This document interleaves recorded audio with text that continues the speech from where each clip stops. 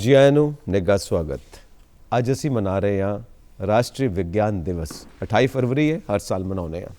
विज्ञानिक सोच, विज्ञान साडे जीवन दे विच की चमत्कार करदा है, की कारगुजारी है। इंसान शुरू विच जंगलों च रहिंदा सी ते जदों इंसान ने सब तो पहला शिकार करन वास्ते एक हथियार बनाया ते उहदे दिमाग दे विच विज्ञान की उपज हो गई, विज्ञान की सोच पैदा हो गई। फिर उस तो बाद जदों उन्हें अग का आविष्कार किया तो वह दिमाग रोशन होया, विज्ञान होर अगे वधिया और अज विज्ञान सानू कित्थे तक लैके आ गया है। असी चंद तारियां की गल करते हैं, अंतरिक्ष की गल करते हैं, दूसरे ग्रहां ते जान की गल करते हैं। सो ये सारी विज्ञानिक सोच के सदका असी इत्थे तक आए हैं और अपनी रोज़मर्रा की जिंदगी दे विच असी हर पासे विज्ञान नाल, टैक्नोलॉजी दे नाल घिरे हुए हैं। उस विज्ञान का, टैक्नोलॉजी का सही इस्तेमाल किवें करना है ताकि साडा जीवन चमत्कार नाल भरिया हो सके। विज्ञान के चमत्कार साडे आले दुआले खिलरे पे ने, असी उन्होंने किद्दां समझना है, उन्होंने वरतों किवें करनी है, विज्ञानिक सोच अपने अंदर किवें पैदा करनी है, इस बारे जानकारी असी प्राप्त करांगे। अज 28 फरवरी राष्ट्रीय विज्ञान दिवस, क्योंकि विकास साडा विज्ञान के नाल जुड़िया होया है। सो स्टूडियोज दे विच मेरे नाल मौजूद ने प्रोफैसर बलविंदर सिंह जी, जो कि रिटायर्ड ने और फिजिक्स दे विच 34 साल का तजर्बा है, नाल विज्ञान के लेखक भी ने, वक्-वक् मैगजीन्स रसालियां दे विच उन्हां दे आर्टिकल्स छपते रहते हैं। बहुत बहुत स्वागत तुहाडा स्टूडियोज दे विच। धन्यवाद। सो साडी तस्वीर, साडी आवाज़ पहुँच रही है दर्शकों तक विज्ञान के सदका। एक कैमरा, स्टूडियो, सब विज्ञान। सो देखा जाए तो साडा शरीर भी विज्ञान, सब कुछ ही विज्ञान है। विज्ञान नूं समझण वास्ते सोच किस तरह की होनी चाहिए है, इस बारे गलबात करांगे। सब तो पहला अज दा दिवस क्यों मनाउने असीं? संजीव जी, इस तरह है कि राष्ट्रीय विज्ञान दिवस हर साल 28 फरवरी ਨੂੰ ਮਨਾਇਆ ਜਾਂਦਾ ਹੈ जी। ਇਸ ਦਿਨ ਸਾਡੇ ਬਹੁਤ ਹੀ ਭਾਰਤ ਦੇ ਮਹਾਨ ਵਿਗਿਆਨੀ ਸਰ ਸੀਵੀ ਰਮਨ, ਉਹਨਾਂ ਨੇ ਆਪਣੀ ਇੱਕ ਵਿਲੱਖਣ ਖੋਜ ਦਾ ਐਲਾਨ ਕੀਤਾ ਸੀਗਾ, ਜਿਸ ਨੂੰ ਅਸੀਂ ਰਮਨ ਪ੍ਰਭਾਵ ਕਹਿੰਦੇ ਹਾਂ जी। ਤਾਂ ਇਹ ਖੋਜ ਜਿਹੜੀ ਹੈ, ਜਿਸ ਸਦਕਾ ਉਹਨਾਂ ਨੂੰ ਨੋਬਲ ਪੁਰਸਕਾਰ ਦਿੱਤਾ ਗਿਆ ਸਨ 1930 ਦੇ ਵਿੱਚ, ਤਾਂ ਉਸ ਨੂੰ ਲੈ ਕੇ ਇਹ ਜਿਹੜਾ ਦਿਨ ਹੈਗਾ, ਇਹ ਸਾਡੇ ਸਾਇੰਸ ਅਤੇ ਤਕਨਾਲੋਜੀ ਵਿਭਾਗ ਵੱਲੋਂ ਹਰ ਸਾਲ 28 ਫਰਵਰੀ ਨੂੰ ਮਨਾਇਆ ਜਾਂਦਾ ਹੈ। ਤੇ ਇਸ ਦਾ ਜਿਹੜਾ ਮੁੱਖ ਮਕਸਦ ਹੈ ਉਹ ਹੈ ਕਿ ਲੋਕਾਂ ਦੇ ਵਿੱਚ ਵਿਗਿਆਨ ਨੂੰ ਹਰਮਨ ਪਿਆਰਾ ਕਿਵੇਂ ਬਣਾਉਣਾ ਹੈ, ਸਾਡੇ ਨੌਜਵਾਨਾਂ ਨੂੰ, ਸਾਡੇ ਯੂਥ ਨੂੰ ਅਸੀਂ ਵਿਗਿਆਨ ਦੇ ਨਾਲ ਕਿਵੇਂ ਜੋੜਨਾ ਹੈ। ਤਾਂ ਇਹ ਮੁੱਖ ਮਕਸਦ ਇਸ ਜਿਹੜਾ ਹੈਗਾ ਰਾਸ਼ਟਰੀ ਵਿਗਿਆਨ ਦਿਵਸ ਦਾ ਹੈ। जी, तो ਇਹਦਾ महत्व भी यही है कि किवें जोड़ना है लोगों को बिल्कुल जी विज्ञान दे नाल। जी। सो तुसीं रमन जी की गल की, सब तो पहला 28 फरवरी ये कदों तो शुरू होया, किस सन तो असीं मनाना शुरू किया? ਇਹ ਸਨ 1986 ਦੇ ਵਿੱਚ ਇਸ ਦਾ ਭਾਰਤ ਸਰਕਾਰ ਨੇ ਫੈਸਲਾ ਕੀਤਾ ਸੀਗਾ ਕਿ ਜਿਹੜੀ ਇਹ ਵਿਲੱਖਣ ਖੋਜ ਹੈ ਜੋ 28 ਫਰਵਰੀ 1928 ਨੂੰ ਰਮਨ ਜੀ ਨੇ ਐਲਾਨ ਕੀਤਾ ਸੀਗਾ, ਇਸ ਨੂੰ ਅਸੀਂ ਕਿਉਂ ਨਾ ਰਾਸ਼ਟਰੀ ਵਿਗਿਆਨ ਦਿਵਸ ਦੇ ਤੌਰ ਤੇ ਮਨਾਈਏ। ਤਾਂ ਫਿਰ ਪਹਿਲਾ ਜਿਹੜਾ ਰਾਸ਼ਟਰੀ ਵਿਗਿਆਨ ਦਿਵਸ ਹੈ ਇਹ 28 ਫਰਵਰੀ 1987 ਨੂੰ ਜਿਹੜਾ ਮਨਾਇਆ ਗਿਆ ਸੀਗਾ ਭਾਰਤ ਦੇ ਵਿੱਚ। ਉਦੋਂ ਤੋਂ ਲਗਾਤਾਰ ਹਰ ਸਾਲ ਜਿਹੜਾ ਇਹ ਰਾਸ਼ਟਰੀ ਵਿਗਿਆਨ ਦਿਵਸ ਹੈ ਉਹ ਅਸੀਂ ਮਨਾ ਰਹੇ ਹਾਂ। जी। अच्छा, तुसीं रमन जी की गल की है, डॉक्टर CV रमन जिन्होंने नोबल प्राइज़ भी मिले हैं। जी। रमन प्रभाव, रमन इफैक्ट की गल करते हो। रमन जी बारे जिक्र करो, रमन जी का सारा जीवन की रहा और वो एक खोज की है, रमन इफैक्ट कहने किनू असीं? जी। तो सर CV रमन, चंद्र शेखर वेंकट रमन ਭਾਰਤ ਦੇ ਬਹੁਤ ਹੀ ਮਹਾਨ ਭੌਤਿਕ ਵਿਗਿਆਨੀ ਸੀ।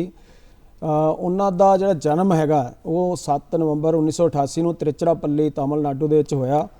ਬਹੁਤ ਹੀ ਉਹ ਜਿਹੜੇ ਹੈਗੇ ਆਪਣੀ ਪੜ੍ਹਾਈ ਦੇ ਵਿੱਚ ਹੁਸ਼ਿਆਰ ਸੀਗੇ। ਬਹੁਤ ਛੋਟੀ ਉਮਰ ਦੇ ਵਿੱਚ ਹੀ ਉਹਨਾਂ ਨੇ 10ਵੀਂ ਤੇ 12ਵੀਂ ਜਿਹੜੀ ਆਪਣੀ ਪੂਰੀ ਕੀਤੀ। ਉਸ ਤੋਂ ਬਾਅਦ ਉਹਨਾਂ ਨੇ ਮਾਸਟਰ ਡਿਗਰੀ ਕੀਤੀ ਔਰ ਫਿਜ਼ਿਕਸ ਵਿਸ਼ੇ ਦੇ ਵਿੱਚ ਜਿਹੜਾ ਹੈਗਾ ਉਹਨਾਂ ਦੀ ਜਿਹੜੀ ਪੜ੍ਹਾਈ ਹੈਗੀ ਆ। ਉਸ ਤੋਂ ਬਾਅਦ ਕੁਝ ਵਿੱਤੀ ਹਾਲਤਾਂ ਕਰਕੇ ਉਹਨਾਂ ਨੂੰ ਜਿਹੜਾ ਹੈਗਾ ਵਿੱਤ ਵਿਭਾਗ ਦੇ ਵਿੱਚ, ਭਾਰਤ ਵਿੱਤ ਵਿਭਾਗ ਦੇ ਵਿੱਚ ਬਤੌਰ ਡਿਪਟੀ ਅਕਾਊਂਟੈਂਟ ਜਨਰਲ ਲੱਗਣਾ ਪਿਆ। ਪਰ ਉਹਨਾਂ ਦੀ ਜਿਹੜੀ ਰੁਚੀ ਸੀਗੀ ਉਹ ਵਿਗਿਆਨ ਦੇ ਵੱਲ ਸੀਗੀ ਕਿ ਵਿਗਿਆਨਕ ਖੋਜਾਂ ਜਿਹੜੀਆਂ ਹੈਗੀਆਂ ਉਹ ਕਿਸ ਤਰ੍ਹਾਂ ਕਰਨੀਆਂ ਹੈਗੀਆਂ। ਤਾਂ ਉਹਨਾਂ ਨੂੰ ਫਿਰ ਉਸ ਤੋਂ ਬਾਅਦ Indian association of for cultivation of science, ਇਹਦੇ ਵਿੱਚ ਜਿਹੜਾ ਉਹਨਾਂ ਨੂੰ ਜਾਣ ਦਾ ਮੌਕਾ ਮਿਲਿਆ ਔਰ ਉਹਦੇ ਵਿੱਚ ਉਹਨਾਂ ਨੂੰ ਜਿਹੜਾ ਹੈਗਾ ਆਪਣੇ ਉਸ ਵਿੱਤ ਵਿਭਾਗ ਤੋਂ ਛੱਡ ਕੇ ਜਿਹੜਾ ਉਹਨਾਂ ਨੇ ਫਿਰ ਇਹਦੇ ਵਿੱਚ ਜਿਹੜੇ ਖੋਜਾਂ ਸ਼ੁਰੂ ਕੀਤੀਆਂ। ਅਤੇ ਫਿਰ ਉਸ ਤੋਂ ਬਾਅਦ ਉਹਨਾਂ ਨੂੰ ਜਿਹੜਾ ਹੈਗਾ ਯੂਨੀਵਰਸਿਟੀ ਆਫ ਕੈਲਕੱਤਾ ਦੇ ਵਿੱਚ ਬਤੌਰ ਪ੍ਰੋਫੈਸਰ ਦੀ ਨੌਕਰੀ ਵੀ ਮਿਲੀ। ਜੀ। ਉਸ ਤੋਂ ਬਾਅਦ ਫਿਰ ਉਹਨਾਂ ਨੇ ਜਿਹੜਾ ਹੈਗਾ ਆਪਣਾ Indian institute of science Bangalore ਦੇ ਡਾਇਰੈਕਟਰ ਬਣੇ। ਇਸ ਤੋਂ ਬਾਅਦ ਫਿਰ ਉਹਨਾਂ ਨੇ ਜਿਹੜਾ ਹੈਗਾ ਉੱਥੋਂ ਰਿਟਾਇਰ ਹੋ ਕੇ ਰਮਨ ਖੋਜ ਸੰਸਥਾ ਜਿਹੜੀ ਆਪਣੀ ਬਣਾਈ ਔਰ ਸਾਰੀ ਉਮਰ ਉੱਥੇ ਉਹ ਖੋਜ ਕਰਦੇ ਰਹੇ। ਬੜੇ ਹੀ ਲੋਕਾਂ ਹੋਰ ਜਿਹੜੇ ਵਿਦਿਆਰਥੀਆਂ ਨੂੰ ਖੋਜਾਂ ਕਰਵਾਈਆਂ ਔਰ ਇੱਥੇ ਹੀ ਜਿਹੜਾ ਹੈਗਾ ਉਹਨਾਂ ਨੇ ਜਦੋਂ ਆਪਾਂ 28 ਫਰਵਰੀ ਦੀ ਗੱਲ ਕਰਦੇ ਹੈਗੇ ਆ ਤਾਂ 1928 ਦੇ ਵਿੱਚ ਉਹਨਾਂ ਨੇ ਆਪਣੇ ਬਹੁਤ ਹੀ ਸਸਤੇ ਜਿਹੜੇ ਪ੍ਰਯੋਗ ਨਾਲ ਬੜਾ ਉਹਨਾਂ ਦਾ ਜਿਹੜਾ ਸਪੈਕਟਰੋਸਕੋਪ ਸੀਗਾ ਕੋਈ ਬਹੁਤਾ ਮਹਿੰਗਾ ਨਹੀਂ ਸੀਗਾ, ਆਮ ਲੈਬੋਰਟਰੀ ਦੇ ਵਿੱਚ ਉਹਨਾਂ ਨੇ ਇਸ ਦੀ ਖੋਜ ਕੀਤੀ ਸੀਗੀ। ਔਰ ਉਹ ਖੋਜ ਦੇ ਵਿੱਚ ਜਦੋਂ ਉਹਨਾਂ ਨੇ ਇਹ ਖੋਜ ਦਾ ਨਾਂ ਜਿਹੜਾ ਆਪਣਾ ਰਮਨ ਪ੍ਰਭਾਵ ਜਾਂ ਰਮਨ ਸਕੈਟਰਿੰਗ ਜਿਹੜੀ ਹੈਗੀ ਆ ਉਸ ਨੂੰ ਅਸੀਂ ਕਹਿੰਦੇ ਹੈਗੇ ਆ, ਉਸ ਦੇ ਵਿੱਚ ਜਿਹੜਾ ਉਹਨਾਂ ਨੇ ਦੱਸਿਆ ਕਿ ਜਦੋਂ ਜਿਹੜਾ ਕੋਈ ਵੀ ਪ੍ਰਕਾਸ਼ ਹੈਗਾ ਸਾਡੀ ਲਾਈਟ ਹੈਗੀ ਆ ਉਹ ਜਦੋਂ ਕਿਸੇ ਪਾਰਦਰਸ਼ੀ ਮਾਧਿਅਮ ਦੇ ਵਿੱਚੋਂ ਲੰਘਦੀ ਹੈ ਉਹ ਸਕੈਟਰ ਹੋ ਜਾਂਦੀ ਹੈ ਔਰ ਸਕੈਟਰ ਹੋਣ ਤੋਂ ਬਾਅਦ ਉਹਦੇ 'ਚ ਜਿਹੜਾ ਪ੍ਰਕਾਸ਼ ਅੱਗੇ ਲੰਘਦਾ ਹੈਗਾ ਉਹਦੇ ਵਿੱਚ ਕੁਝ ਹਿੱਸਾ ਜਿਹੜਾ ਉਹਦੀ ਫ੍ਰੀਕੁਐਂਸੀ ਉਹਦੀ ਵੇਵਲੈਂਥ ਜਾਣੀ ਉਹਦੀ ਆਵਰਤੀ ਜਾਂ ਤਰੰਗ ਲੰਬਾਈ ਦੇ ਵਿੱਚ ਥੋੜ੍ਹਾ ਜਿਹਾ ਬਦਲਾਅ ਆ ਜਾਂਦਾ। ਇਹ ਪਹਿਲੀ ਵਾਰ ਜਿਹੜਾ ਹੈਗਾ ਹੋਇਆ ਸੀਗਾ, ਰਮਨ ਜੀ ਨੇ ਜਦੋਂ ਪ੍ਰਯੋਗ ਕਰਕੇ ਜਿਹੜਾ ਹੈਗਾ ਦੱਸਿਆ ਸੀਗਾ ਤਾਂ ਉਹ ਜਿਹੜੀ ਖੋਜ ਹੈ ਉਹ ਫਿਰ ਦੁਨੀਆ ਦੇ ਵਿੱਚ ਬੜੀ ਪ੍ਰਸਿੱਧ ਹੋਈ ਔਰ ਉਸ ਤੋਂ ਬਾਅਦ ਉਹਨਾਂ ਨੂੰ ਜਿਹੜਾ ਸਨ 1930 ਦੇ ਵਿੱਚ ਜਿਹੜਾ ਨੋਬਲ ਪੁਰਸਕਾਰ ਮਿਲਿਆ ਔਰ ਜਿਹੜਾ ਭਾਰਤ ਦਾ ਨਾਂ ਉਹ ਦੁਨੀਆ ਦੇ ਨਕਸ਼ੇ ਦੇ ਉੱਤੇ ਪਹਿਲੀ ਵਾਰ ਜਿਹੜਾ ਹੈਗਾ ਸਾਡਾ ਸਰ CV ਰਮਨ ਕਰਕੇ ਆਇਆ। ਤੇ ਇਹ ਮੈਂ ਇਹ ਵੀ ਦੱਸਣਾ ਚਾਹੁੰਦਾ ਕਿ ਇਹ ਪਹਿਲੇ ਭਾਰਤੀ ਹੀ ਨਹੀਂ ਪਹਿਲੇ ਏਸ਼ੀਆਈ ਵਿਗਿਆਨੀ ਸੀਗੇ ਜਿਨ੍ਹਾਂ ਨੂੰ ਨੋਬਲ ਪੁਰਸਕਾਰ ਦਿੱਤਾ ਗਿਆ। ਓਕੇ, ਵੈਸੇ ਇੱਕ ਚੀਜ਼ ਦੇਖਣ ਨੂੰ ਮਿਲਦੀ ਹੈ ਕਿ ਜਿਹੜਾ ਤੁਹਾਡਾ ਲਗਨ ਹੋਵੇ ਨਾ, ਜਿਹੜਾ ਤੁਹਾਡੀ ਦਿਲਚਸਪੀ ਹੋਵੇ ਉਹ ਤੁਹਾਨੂੰ ਤੁਹਾਡੇ ਰਾਹ ਤੇ ਲੈ ਆਉਂਦੀ ਹੈ। ਬਿਲਕੁਲ ਜੀ। ਭਾਵੇਂ ਕੋਈ ਹੋਰ ਕੰਮ ਵੀ ਕਰਦੇ ਰਹੇ ਪਰ ਜੀ ਇਹਨਾਂ ਦੇ ਅੰਦਰ ਲਗਨ ਹੈ ਵਿਗਿਆਨ ਦੀ ਉਹ ਲੈ ਕੇ ਆਈ। ਜੇ ਅਸੀਂ ਐਲਬਰਟ ਆਇਨਸਟਾਈਨ ਵੀ ਦੇਖੀਏ ਉਹਨਾਂ ਨੂੰ ਵੀ ਕਲਰਕ ਬਣਨਾ ਪਿਆ ਸੀ ਕਿਸੇ ਆਫਿਸ ਦੇ ਵਿੱਚ ਪਰ ਫਿਰ ਉਹ ਵਿਗਿਆਨੀ ਬਣੇ। ਬਿਲਕੁਲ ਜੀ। ਤਾਂ ਇਹ ਲਗਨ ਬਹੁਤ ਜ਼ਿਆਦਾ ਜ਼ਰੂਰੀ ਹੈ ਜੀ। ਸੋ ਡਾਕਟਰ ਅਬਦੁਲ ਕਲਾਮ ਆਜ਼ਾਦ ਵੀ ਇਹੀ ਕਹਿੰਦੇ ਨੇ ਕਿ ਆਪਣੀ ਲਗਨ ਦਾ ਪਿੱਛਾ ਕਰੋ, ਲਗਨ ਦੇ ਨਾਲ ਨਾਲ ਤੁਰੋ। ਬਿਲਕੁਲ ਜੀ। ਸੋ ਸਾਡਾ ਇਸ ਸਾਲ ਦਾ ਥੀਮ ਕੀ ਹੈ ਇਸ ਦਿਵਸ ਦਾ, ਕਿਉਂਕਿ ਹਰ ਸਾਲ ਨਵਾਂ ਥੀਮ ਰੱਖਿਆ ਜਾਂਦਾ। ਬਿਲਕੁਲ ਜੀ। ਤੇ ਸੰਜੀਵ ਜੀ ਜਿਵੇਂ ਤੁਸੀਂ ਦੱਸਿਆ ਹੀ ਹੈ ਕਿ ਹਰ ਸਾਲ ਜਦੋਂ ਰਾਸ਼ਟਰੀ ਵਿਗਿਆਨ ਦਿਵਸ ਮਨਾਇਆ ਜਾਂਦਾ ਤਾਂ ਉਹਦਾ ਥੀਮ ਜਿਹੜਾ ਹੈਗਾ ਉਹ ਹਰ ਸਾਲ ਨਵਾਂ ਹੁੰਦਾ ਹੈਗਾ, ਇਹਦਾ ਸਿਰਲੇਖ ਵੱਖਰਾ ਵੱਖਰਾ ਅਸੀਂ ਰੱਖਦੇ ਹੈਗੇ ਆ। ਤੋ ਸਾਲ 2023 ਦਾ ਜੋ ਥੀਮ ਹੈ ਉਹ ਹੈ global science for global wellbeing, ਜਾਨੀ ਵਿਸ਼ਵ ਵਿਆਪੀ ਕਲਿਆਣ ਦੇ ਲਈ ਵਿਸ਼ਵ ਵਿਆਪੀ ਵਿਗਿਆਨ। ਇਹ ਜਿਹੜਾ ਵਿਸ਼ਾ ਹੈਗਾ ਉਹ ਆਪਣੇ ਆਪ ਦੇ ਵਿੱਚ ਹੀ ਬੜਾ ਮਹੱਤਤਾ ਰੱਖਦਾ ਹੈਗਾ ਕਿ ਅਸੀਂ ਮਨੁੱਖਤਾ ਦੇ ਕਲਿਆਣ ਦੇ ਵਾਸਤੇ ਵਿਗਿਆਨ ਨੂੰ ਕਿਸ ਤਰ੍ਹਾਂ ਉਹਦੀ ਵਰਤੋਂ ਕਰਨੀ ਹੈ। ਤਾਂ ਇਹ ਵਿਸ਼ਾ ਬੜਾ ਮਹੱਤਵਪੂਰਨ ਹੈ ਇਸ 2023 ਦਾ, ਜਿਹਦੇ ਨਾਲ ਸਾਨੂੰ ਵਿਗਿਆਨ ਦੀ ਸਾਡੇ ਰੋਜ਼ਾਨਾ ਜੀਵਨ ਦੇ ਵਿੱਚ ਸਾਡੀ ਮਨੁੱਖਤਾ ਦੇ ਲਈ ਜਿਹੜੀ ਮਹੱਤਤਾ ਹੈ ਉਹ ਆਪਣੇ ਆਪ ਹੀ ਜ਼ਾਹਰ ਹੋ ਜਾਂਦੀ ਹੈ। ਜੀ, ਮਤਲਬ ਅੱਜ ਅਸੀਂ ਇਸ ਵਿਸ਼ੇ ਦੇ ਉੱਤੇ ਜਿਹੜੀ ਗੱਲ ਕਰ ਰਹੇ ਹਾਂ ਉਹਦਾ ਸਾਰ ਇਹ ਹੈ ਕਿ ਵਿਗਿਆਨ ਤੇ ਟੈਕਨੋਲੋਜੀ ਸਾਡੇ ਜੀਵਨ ਦੇ ਵਿੱਚ ਕਿੱਦਾਂ ਸਹਾਈ ਹੋ ਸਕਦੀ ਹੈ, ਸਾਡੇ ਜੀਵਨ ਨੂੰ ਹੋਰ ਕਿਵੇਂ ਸੁਖਾਲਾ ਬਣਾ ਸਕਦੀ ਹੈ। ਇਸ ਕਰਕੇ ਸਾਡੇ ਵਾਸਤੇ ਜ਼ਰੂਰੀ ਹੈ ਕਿ ਅਸੀਂ ਉਹਦੇ ਬਾਰੇ ਜਾਣੀਏ ਜੀ। ਤਾਂ ਇਹ ਸ਼ੌਕ ਕਿਵੇਂ ਪੈਦਾ ਕਰੀਏ ਅਸੀਂ ਸਭ ਦੇ ਵਿੱਚ, ਕਿਉਂਕਿ ਹਰ ਪਾਸੇ ਸਾਇੰਸ ਹੈ, ਨਵੇਂ ਗੈਜਟਸ, ਨਵੀਂ ਚੀਜ਼ਾਂ ਅਸੀਂ ਇਸਤੇਮਾਲ ਕਰਦੇ ਹਾਂ। ਕਈ ਵਾਰ ਤਾਂ ਕਹਿੰਦੇ ਨੇ ਕਿ ਥੋੜਾ ਬਹੁਤ ਹੀ ਪਤਾ ਹੁੰਦਾ, ਬਸ ਕੰਮ ਚਲਾਓ ਹੀ ਅਸੀਂ ਚੱਲੀ ਜਾਂਦੇ ਹਾਂ ਪਰ ਗਹਿਰਾਈ 'ਚ ਨਹੀਂ ਜਾਣਦੇ। ਇਹ ਸ਼ੌਕ ਪੈਦਾ ਕਰਨਾ ਤਾਂ ਕਿ ਸਭ ਬੰਦੇ ਵਿਗਿਆਨ ਨਾਲ ਜੁੜਨ ਤੇ ਵਿਗਿਆਨਿਕ ਚੀਜ਼ਾਂ ਨੂੰ ਇਸਤੇਮਾਲ ਕਰਨ। ਅਸਲ 'ਚ ਵਿਗਿਆਨ ਜਿਹੜਾ ਹੈਗਾ ਜੇ ਆਪਾਂ ਇਹਦੀ ਗੱਲ ਕਰੀਏ ਕਿ ਇਹਦਾ ਸਾਡੇ ਰੋਜ਼ਾਨਾ ਜੀਵਨ ਦੇ ਵਿੱਚ ਵਿਗਿਆਨ ਦੀ ਬਹੁਤ ਮਹੱਤਤਾ ਹੈ। ਤੁਸੀਂ ਆਪਣੇ ਘਰਾਂ ਦੇ ਵਿੱਚ ਹੀ ਆਪਾਂ ਜੇ ਗੱਲ ਕਰਦੇ ਹਾਂ, ਸਵੇਰੇ ਉੱਠਦੇ ਸਾਰ ਹੀ ਆਪਾਂ ਟੁੱਥਬ੍ਰਸ਼ ਕਰਦੇ ਹਾਂ, ਪੇਸਟ ਦੀ ਵਰਤੋਂ ਕਰਦੇ ਹਾਂ ਤਾਂ ਉਹ ਪੇਸਟ ਜਿਹੜਾ ਹੈਗਾ ਸਾਰਾ ਵਿਗਿਆਨ ਦੀ ਕਾਢ ਹੈ। ਜੇ ਅਸੀਂ ਬਾਥਰੂਮ 'ਚ ਜਾਂਦੇ ਹਾਂ ਅਸੀਂ ਸਾਬਣ ਵਰਤਦੇ ਹਾਂ, ਤੇਲ ਵਰਤਦੇ ਹੈਗੇ ਆ, ਜਾਂ ਉਸ ਤੋਂ ਬਾਅਦ ਅਸੀਂ ਕੱਪੜੇ ਧੋਂਦੇ ਹਾਂ, ਵਾਸ਼ਿੰਗ ਪਾਊਡਰ ਯੂਜ਼ ਕਰਦੇ ਹਾਂ ਜਾਂ ਸਾਬਣ ਯੂਜ਼ ਕਰਦੇ ਹਾਂ। ਤਾਂ ਜਿਹੜੀ ਵੀ ਚੀਜ਼ ਦੀ ਵਰਤੋਂ ਅਸੀਂ ਕਰਦੇ ਹੈਗੇ ਆ ਉਹ ਸਾਰੀ ਦੀ ਸਾਰੀ ਵਿਗਿਆਨ ਦੀ ਹੀ ਦੇਣ ਹੈ। ਉਸ ਤੋਂ ਬਾਅਦ ਅਸੀਂ ਆਪਣੀ ਰਸੋਈ ਦੀ ਗੱਲ ਕਰੀਏ, ਰਸੋਈ ਦੇ ਵਿੱਚ ਅੱਜ ਅਸੀਂ ਚੁੱਲ੍ਹਿਆਂ ਦੀ ਥਾਂ ਤੇ LPG ਦੀ ਵਰਤੋਂ ਕਰਦੇ ਹਾਂ, ਤਰਲ ਜਿਹੜੀ ਸਾਡੀ ਗੈਸ ਹੈਗੀ ਹੈ, ਪੈਟਰੋਲੀਅਮ ਗੈਸ ਹੈ, ਇਹ ਵੀ ਵਿਗਿਆਨ ਦੀ ਦੇਣ ਹੈ। ਤਾਂ ਅੱਜ ਸਾਡੇ ਰਸੋਈ ਦੇ ਵਿੱਚੋਂ ਜਿਹੜਾ ਧੂੰਆਂ ਹੈਗਾ ਉਹ ਬਿਲਕੁਲ ਖਤਮ ਹੋ ਚੁੱਕਾ ਹੈ। ਤਾਂ ਇਸ ਤੋਂ ਬਾਅਦ ਜਿਹੜਾ ਸਾਡੀ ਰਸੋਈਆਂ ਦੇ ਵਿੱਚ ਮਾਈਕ੍ਰੋਵੇਵ ਓਵਨ ਹੈ, ਇੰਡਕਸ਼ਨ ਫਰਨੈਸ ਹੈਗੀ ਆ, ਇਸ ਤਰ੍ਹਾਂ ਦੇ ਹੋਰ ਕੁੱਕਰ ਹੈਗੇ ਆ, ਪ੍ਰੈਸ਼ਰ ਕੁੱਕਰ ਆ। ਤਾਂ ਇਹ ਸਾਰੀਆਂ ਚੀਜ਼ਾਂ ਜਿਹੜੀਆਂ ਹੈਗੀਆਂ, ਜਿੰਨੀਆਂ ਵੀ ਅਸੀਂ ਮਿਕਸੀਆਂ ਯੂਜ਼ ਕਰਦੇ ਹਾਂ ਜਾਂ ਗ੍ਰਾਈਂਡਰ ਯੂਜ਼ ਕਰ ਰਹੇ ਹੈਗੇ ਆ, ਇਹਨਾਂ ਦੀ ਵਰਤੋਂ ਜਿਹੜੀ ਕਰ ਰਹੇ ਹੈਗੇ ਆ ਉਹ ਸਾਰੀ ਦੀ ਸਾਰੀ ਵਿਗਿਆਨ ਦੀ ਹੀ ਦੇਣ ਹੈ। ਸਾਡੀਆਂ ਰਸੋਈਆਂ ਦੇ ਵਿੱਚ RO ਫਿਲਟਰ ਲੱਗੇ ਹੋਏ ਆ। ਅੱਜ ਪਾਣੀ ਦਾ ਜਿਹੜਾ ਪ੍ਰਦੂਸ਼ਣ ਹੈ, ਕਿੰਨਾ ਪ੍ਰਦੂਸ਼ਣ ਹੋ ਚੁੱਕਾ। ਜੇ ਵਿਗਿਆਨੀਆਂ ਦੁਆਰਾ ਸਾਨੂੰ RO ਫਿਲਟਰ ਜਿਹੜੇ ਨਾ ਦਿੱਤੇ ਹੁੰਦੇ ਤਾਂ ਅੱਜ ਅਸੀਂ ਇਹ ਪ੍ਰਦੂਸ਼ਿਤ ਪਾਣੀ ਪੀ ਕੇ ਅੱਜ ਕਿੰਨੀਆਂ ਬਿਮਾਰੀਆਂ ਸਾਨੂੰ ਲੱਗ ਜਾਣੀਆਂ ਸੀਗੀਆਂ। ਤਾਂ ਜੇ ਅਸੀਂ ਆਪਣੀ ਰਸੋਈ ਦੇ ਵਿੱਚ ਝਾਤ ਮਾਰੀਏ ਤਾਂ ਸਾਰੀ ਦੀ ਸਾਰੀ ਰਸੋਈ ਸਾਡੀ ਵਿਗਿਆਨ ਦੀ ਹੀ ਦੇਣ ਹੈ। ਜਿੰਨੀ ਵੀ ਉੱਥੇ ਜੇ ਅਸੀਂ ਉੱਥੇ ਕੋਈ ਫਿਟਿੰਗ ਵੀ ਕੀਤੀ ਹੋਈ ਆ ਤਾਂ ਉਹ ਸਾਰੀਆਂ ਟੂਟੀਆਂ ਜਿਹੜੀਆਂ ਜਾਂ ਹੋਰ ਚੀਜ਼ਾਂ ਹੈਗੀਆਂ ਉਹ ਸਾਡੇ ਵਿਗਿਆਨੀਆਂ ਤੇ ਜਿਹੜੇ ਟੈਕਨੋਲੋਜਿਸਟ ਹੈਗੇ ਆ ਉਹਨਾਂ ਦੀ ਹੀ ਕਾਢ ਜਿਹੜੀ ਕੱਢੀ ਹੋਈ ਆ ਉਹਦੀ ਹੋਈ ਦੇਣ ਹੈਗੀ ਆ। ਉਸ ਤੋਂ ਬਾਅਦ ਤੁਸੀਂ ਘਰ ਦੇ ਵਿੱਚ ਹੋਰ ਦੇਖੋ ਜਿੰਨਾ ਵੀ ਸਾਡਾ ਮਨੋਰੰਜਨ ਦੇ ਸਾਧਨ ਹੈ, ਟੈਲੀਵਿਜ਼ਨ ਹੈ ਜਿਸ ਤੋਂ ਅਸੀਂ ਅੱਜ ਹੁਣ ਬੋਲ ਰਹੇ ਹੈਗੇ ਆ, ਇਹ LEDs ਘਰੇ ਲੱਗੀਆਂ ਹੋਈਆਂ। ਪਹਿਲਾਂ ਪੁਰਾਣੇ ਟੈਲੀਵਿਜ਼ਨ ਹੁੰਦੇ ਸੀਗੇ, ਰੇਡੀਓ ਦੇ ਸਾਡੇ ਕੋਲੇ ਹੈ, FM ਰੇਡੀਓ ਅੱਜ ਕੱਲ੍ਹ ਚੱਲ ਰਿਹਾ ਹੈਗਾ। ਹੋਰ ਜਿੰਨੇ ਵੀ ਸਾਡੇ ਕੋਲੇ ਜਿਹੜੇ ਸਾਧਨ ਹੈ ਮਨੋਰੰਜਨ ਦੇ ਸਾਧਨ ਹੈ ਉਹ ਸਾਰੇ ਦੇ ਸਾਰੇ ਹੀ ਆਪਾਂ ਜਿਹੜੇ ਹੈਗੇ ਆ ਇਹ ਵਿਗਿਆਨ ਦੀ ਦੇਣ ਕਾਰਨ ਹੈਗੇ ਆ। ਤਾਂ ਇਸ ਤੋਂ ਬਾਅਦ ਜਿੰਨੀ ਅਸੀਂ ਪ੍ਰੈਸ ਵਰਤਦੇ ਹੈਗੇ ਆ, ਕੱਪੜੇ ਪ੍ਰੈਸ ਕਰਦੇ ਹੈਗੇ ਆ, ਤਾਂ ਹੋਰ ਜਿੰਨੀਆਂ ਵੀ ਆਪਾਂ ਹੋਰ ਜਿਹੜੀਆਂ ਘਰੇਲੂ ਵਰਤੋਂ ਵਾਲੀਆਂ ਚੀਜ਼ਾਂ ਦੀ ਵਰਤੋਂ ਕਰਦੇ ਹੈਗੇ ਆ ਉਹ ਸਾਰੀਆਂ ਦੀਆਂ ਸਾਰੀਆਂ ਹੀ ਆਪਾਂ ਘਰ ਦੇ ਵਿੱਚ ਬਿਜਲੀ ਦੀ ਕਿੱਡੀ ਵੱਡੀ ਕਾਢ ਹੈ ਜੀ। ਹਰ ਚੀਜ਼ ਸਾਡੀ ਬਿਜਲੀ ਤੇ ਚੱਲ ਰਹੀ ਹੈ। ਤੋਂ ਬਿਜਲੀ ਜਿਹੜੀ ਹੈ ਸਾਡੀਆਂ ਟਿਊਬਾਂ ਚੱਲ ਰਹੀਆਂ, ਪੱਖੇ ਚੱਲ ਰਹੇ ਹੈਗੇ ਆ, ਤਾਂ ਇਹ ਸਾਰੀਆਂ ਦੀਆਂ ਸਾਰੀਆਂ ਵਿਗਿਆਨ ਦੀ ਹੀ ਦੇਣ ਹੈ। ਉਸ ਤੋਂ ਬਾਅਦ ਜੇ ਅਸੀਂ ਘਰ ਤੋਂ ਬਾਹਰ ਨਿਕਲਦੇ ਹਾਂ, ਸਾਡੀਆਂ ਫੈਕਟਰੀਆਂ ਹੈਗੀਆਂ, ਸਾਡੀਆਂ ਵਰਕਸ਼ਾਪਾਂ ਹੈਗੀਆਂ, ਇੰਡਸਟਰੀਆਂ ਹੈਗੀਆਂ, ਉਦਯੋਗ ਹੈਗੇ ਆ, ਸਾਰੇ ਜਿਹੜੇ ਉਦਯੋਗ ਹੈ ਜਾਂ ਸਾਰੀਆਂ ਇੰਡਸਟਰੀਜ਼ ਹੈਗੀਆਂ ਉਹਨਾਂ ਦੇ ਵਿੱਚ ਵਿਗਿਆਨ ਦੀ ਹੀ ਵਰਤੋਂ ਹੋ ਰਹੀ ਹੈ, ਵਿਗਿਆਨ ਦੇ ਸਿਧਾਂਤਾਂ ਦੀ ਵਰਤੋਂ ਹੋ ਰਹੀ ਹੈ। ਜੇ ਵਿਗਿਆਨ ਨਾ ਹੁੰਦਾ ਤਾਂ ਅੱਗੇ ਜਾ ਕੇ ਸਾਡਾ ਜਿਹੜਾ ਹੈਗਾ ਇਹ ਜੀਵਨ ਇੰਨਾ ਸੁਖਾਲਾ ਨਹੀਂ ਬਣਨਾ ਸੀ। ਅੱਜ ਜਿੰਨੀਆਂ ਵੀ ਸੁੱਖ ਸਹੂਲਤਾਂ ਅਸੀਂ ਸੰਜੀਵ ਜੀ ਵਰਤ ਰਹੇ ਹੈਗੇ ਆ ਉਹ ਵਿਗਿਆਨ ਦੇ ਕਰਕੇ ਹੈ, ਤੇ ਵਿਗਿਆਨ ਦੇ ਸਾਨੂੰ ਰੀਣੀ ਹੋਣਾ ਚਾਹੀਦਾ ਹੈ। ਵਿਗਿਆਨ ਸਾਡੇ ਵਾਸਤੇ ਬਹੁਤ ਹੀ ਮਹੱਤਵਪੂਰਨ ਹੈ। ਹਰ ਖੇਤਰ ਦੇ ਵਿੱਚ ਵਿਗਿਆਨ ਹੈ ਜੀ। ਜਦੋਂ ਇਨਸਾਨ ਜੰਗਲ 'ਚ ਰਹਿੰਦਾ ਸੀ, ਹੌਲੀ ਹੌਲੀ ਉਹਨੇ ਤਰੱਕੀ ਕੀਤੀ। ਬਿਲਕੁਲ ਜੀ। ਜਿੱਦਾਂ ਅੱਗ ਦੀ ਖੋਜ ਹੋਈ, ਜੀ, ਉਹਨੇ ਪਹੀਏ ਦੀ ਖੋਜ ਕੀਤੀ। ਬਿਲਕੁਲ ਜੀ। ਉਹ ਪਹੀਆ ਇੱਦਾਂ ਘੁੰਮਿਆ ਕਿ ਹੁਣ ਤਾਂ ਘੁੰਮ ਹੀ ਜਾਂਦਾ, ਸਾਡਾ ਜੀਵਨ ਅੱਗੇ ਅੱਗੇ ਜਾਈ ਜਾਂਦਾ ਔਰ ਅੱਗੇ ਚੱਲਦਾ ਹੀ ਰਹਿਣਾ। ਬਿਲਕੁਲ ਜੀ। ਸੋ ਇਹ ਪਹੀਏ ਦੀ ਖੋਜ ਸਭ ਤੋਂ ਮਹੱਤਵਪੂਰਨ ਖੋਜ ਮੰਨੀ ਜਾਂਦੀ ਹੈ। ਜੀ। ਸੋ ਇਹ ਵਿਗਿਆਨ ਦਾ ਪਹੀਆ ਹੁਣ ਤੱਕ ਸਾਡੀ ਜ਼ਿੰਦਗੀ ਦੇ ਵਿੱਚ ਚੱਲਦਾ ਆ ਰਿਹਾ ਜੀ। ਹੈ ਔਰ ਡੇਲੀ ਲਾਈਫ ਦੇ ਵਿੱਚ ਅਸੀਂ ਹਰ ਚੀਜ਼ ਇਸਤੇਮਾਲ ਕਰਦੇ ਹਾਂ। ਕੋਈ ਵੀ ਖੇਤਰ ਅਜਿਹਾ ਨਹੀਂ ਜਿਹੜਾ ਵਿਗਿਆਨ ਦੇ ਆਧਾਰ ਤੇ ਨਾ ਹੋਵੇ। ਸੋ ਵਿਗਿਆਨ ਦਾ ਜਿੱਦਾਂ ਮੈਂ ਪਹਿਲਾਂ ਅਰਜ਼ ਕੀਤਾ ਕਿ ਕਿੱਦਾਂ ਅਸੀਂ ਇਹਨੂੰ ਹਰਮਨ ਪਿਆਰਾ ਬਣਾਈਏ, ਕਿੱਦਾਂ ਲੋਕਾਂ ਦੀ ਸੋਚ ਉੱਦਾਂ ਡਿਵੈਲਪ ਕਰੀਏ ਤਾਂ ਕਿ ਉਹ ਬਿਲਕੁਲ ਵਿਗਿਆਨਿਕ ਸੋਚ ਦੇ ਹੋ ਜਾਣ ਤੇ ਵਿਗਿਆਨ ਦੀਆਂ ਵਸਤੂਆਂ ਨੂੰ ਇਸਤੇਮਾਲ ਕਰਨ, ਭਰਪੂਰ ਇਸਤੇਮਾਲ ਕਰਨ। ਜੀ। ਤੋ ਵਿਗਿਆਨ ਜਿਹੜਾ ਅੱਜ ਦਾ ਸਾਡਾ ਰਾਸ਼ਟਰੀ ਵਿਗਿਆਨ ਦਿਵਸ ਹੈਗਾ, ਇਹਨੂੰ ਮਨਾਉਣ ਦਾ ਮੁੱਖ ਮਨੋਰਥ ਹੀ ਇਹ ਹੈ ਕਿ ਅਸੀਂ ਵਿਗਿਆਨ ਨੂੰ ਲੋਕਾਂ ਦੇ ਵਿੱਚ ਜਿਹੜਾ ਇਹਨੂੰ ਹਰਮਨ ਪਿਆਰਾ ਬਣਾਉਣਾ ਹੈਗਾ।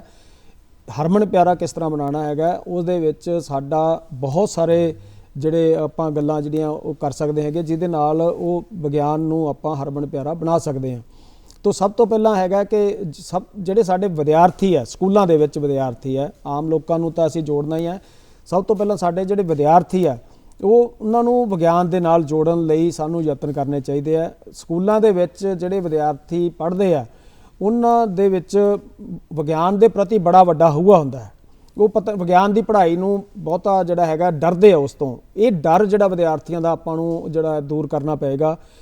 ਉਹਦੇ ਵਿੱਚ ਇੱਕੋ ਹੀ ਸਭ ਤੋਂ ਵੱਡੀ ਜਿਹੜੀ ਆਪਾਂ ਵਿਗਿਆਨ ਦੇ ਪ੍ਰਤੀ ਹਰਮਨ ਪਿਆਰਾ ਬਣਾਉਣ ਪ੍ਰਤੀ ਜਿਹੜੀ ਕੋਸ਼ਿਸ਼ ਕਰ ਸਕਦੇ ਹਾਂ ਕਿ ਵਿਦਿਆਰਥੀਆਂ ਨੂੰ ਪ੍ਰਯੋਗਸ਼ਾਲਾ ਦੇ ਵਿੱਚ ਲਿਜਾਇਆ ਜਾਵੇ। ਜੀ। ਅੱਜ ਅਸੀਂ ਦੇਖਦੇ ਹਾਂ ਕਿ ਬਹੁਤਾ ਅਸੀਂ ਜਿਹੜਾ ਹੈਗਾ ਜਿਹੜੇ ਸਾਡੇ ਸਕੂਲ ਕਾਲਜ ਹੈ ਉਹਨਾਂ ਦੇ ਵਿੱਚ ਵਿਦਿਆਰਥੀਆਂ ਦੀ ਜਿਹੜੀ ਅਸੀਂ ਪ੍ਰਯੋਗਸ਼ਾਲਾ ਦੇ ਵਿੱਚ ਉਹਨਾਂ ਨੂੰ ਬਹੁਤਾ ਨਹੀਂ ਲੈ ਕੇ ਜਾਂਦੇ। ਅਗਰ ਅਸੀਂ ਵਿਦਿਆਰਥੀਆਂ ਨੂੰ ਪ੍ਰਯੋਗਸ਼ਾਲਾ ਦੇ ਵਿੱਚ ਲੈ ਕੇ ਜਾਵਾਂਗੇ ਤੇ ਉੱਥੇ ਦੇ ਜਿਹੜੇ ਪ੍ਰਯੋਗ ਕਰਕੇ ਉਹਨਾਂ ਨੂੰ ਦਿਖਾਵਾਂਗੇ ਤਾਂ ਉਹਨਾਂ ਵਿਦਿਆਰਥੀਆਂ ਨੂੰ ਵਿਗਿਆਨ ਦੇ ਸਿਧਾਂਤਾਂ ਦੀ ਸਮਝ ਬੜੇ ਸੌਖੇ ਤਰੀਕੇ ਨਾਲ ਲੱਗ ਜਾਵੇਗੀ ਤੇ ਉਹ ਵਿਗਿਆਨ ਦੇ ਪ੍ਰਤੀ ਆਪਣੇ ਆਪ ਹੀ ਜਿਹੜੇ ਖਿੱਚੇ ਜਾਣਗੇ। ਉਹਨਾਂ ਵਿਦਿਆਰਥੀਆਂ ਦੀ ਲਗਨ, ਉਹਨਾਂ ਦੀ ਦਿਲਚਸਪੀ ਵਿਗਿਆਨ ਦੇ ਪ੍ਰਤੀ ਵਧੇਗੀ। ਤਾਂ ਇਹ ਜਿਹੜੀ ਪ੍ਰਯੋਗਸ਼ਾਲਾ ਹੈਗੀ ਆ ਇਹ ਸਾਡੇ ਵਿਗਿਆਨ ਨੂੰ ਹਰਮਨ ਪਿਆਰਾ ਬਣਾਉਣ ਦੇ ਵਿੱਚ ਬੜਾ ਵੱਡਾ ਯੋਗਦਾਨ ਜਿਹੜਾ ਪਾਉਂਦੀ ਹੈਗੀ ਆ। ਔਰ ਕਈ ਜਿਹੜੇ ਵੱਡੇ ਵਿਗਿਆਨ ਮਾਹਰ ਹੈ ਉਹ ਤਾਂ ਇਹ ਵੀ ਕਹਿੰਦੇ ਆ ਕਿ ਜਿਹੜੀ ਆਪਣੀ ਪ੍ਰਯੋਗਸ਼ਾਲਾ ਹੈ ਇਹਨੂੰ ਆਪਣੀ ਕਲਾਸ ਦੇ ਵਿੱਚ ਲੈ ਕੇ ਜਾਓ। ਜ਼ਰੂਰੀ ਨਹੀਂ ਤੁਸੀਂ ਕਲਾਸ ਨੂੰ ਪ੍ਰਯੋਗਸ਼ਾਲਾ 'ਚ ਲੈ ਕੇ ਜਾਣਾ, ਆਪਣੀ ਪ੍ਰਯੋਗਸ਼ਾਲਾ ਨੂੰ ਕਲਾਸ ਦੇ ਵਿੱਚ ਲੈ ਕੇ ਜਾਓ।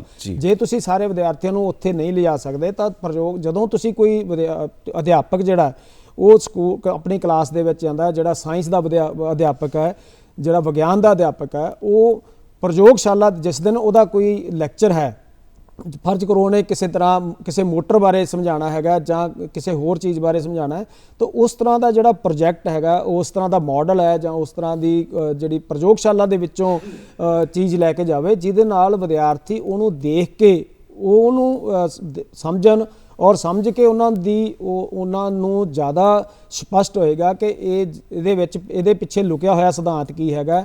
ਤੇ ਜਿੰਨਾ ਚਿਰ ਅਸੀਂ ਉਹਨੂੰ ਵਿਦਿਆਰਥੀ ਨੂੰ ਪ੍ਰਯੋਗ ਨਹੀਂ ਕਰਕੇ ਦਿਖਾਵਾਂਗੇ, ਉਹਨਾਂ ਨੂੰ ਮਾਡਲ ਨਹੀਂ ਦਿਖਾਵਾਂਗੇ, ਉਹਨਾਂ ਨੂੰ ਪ੍ਰੋਜੈਕਟ ਦੇ ਨਾਲ ਨਹੀਂ ਜੋੜਾਂਗੇ, ਉਹਨਾਂ ਚਿਰ ਉਹ ਵਿਦਿਆਰਥੀਆਂ ਦੇ ਵਿੱਚ ਵਿਗਿਆਨ ਜਿਹੜਾ ਹਰਮਨ ਪਿਆਰਾ ਨਹੀਂ ਬਣਦਾ ਹੈਗਾ।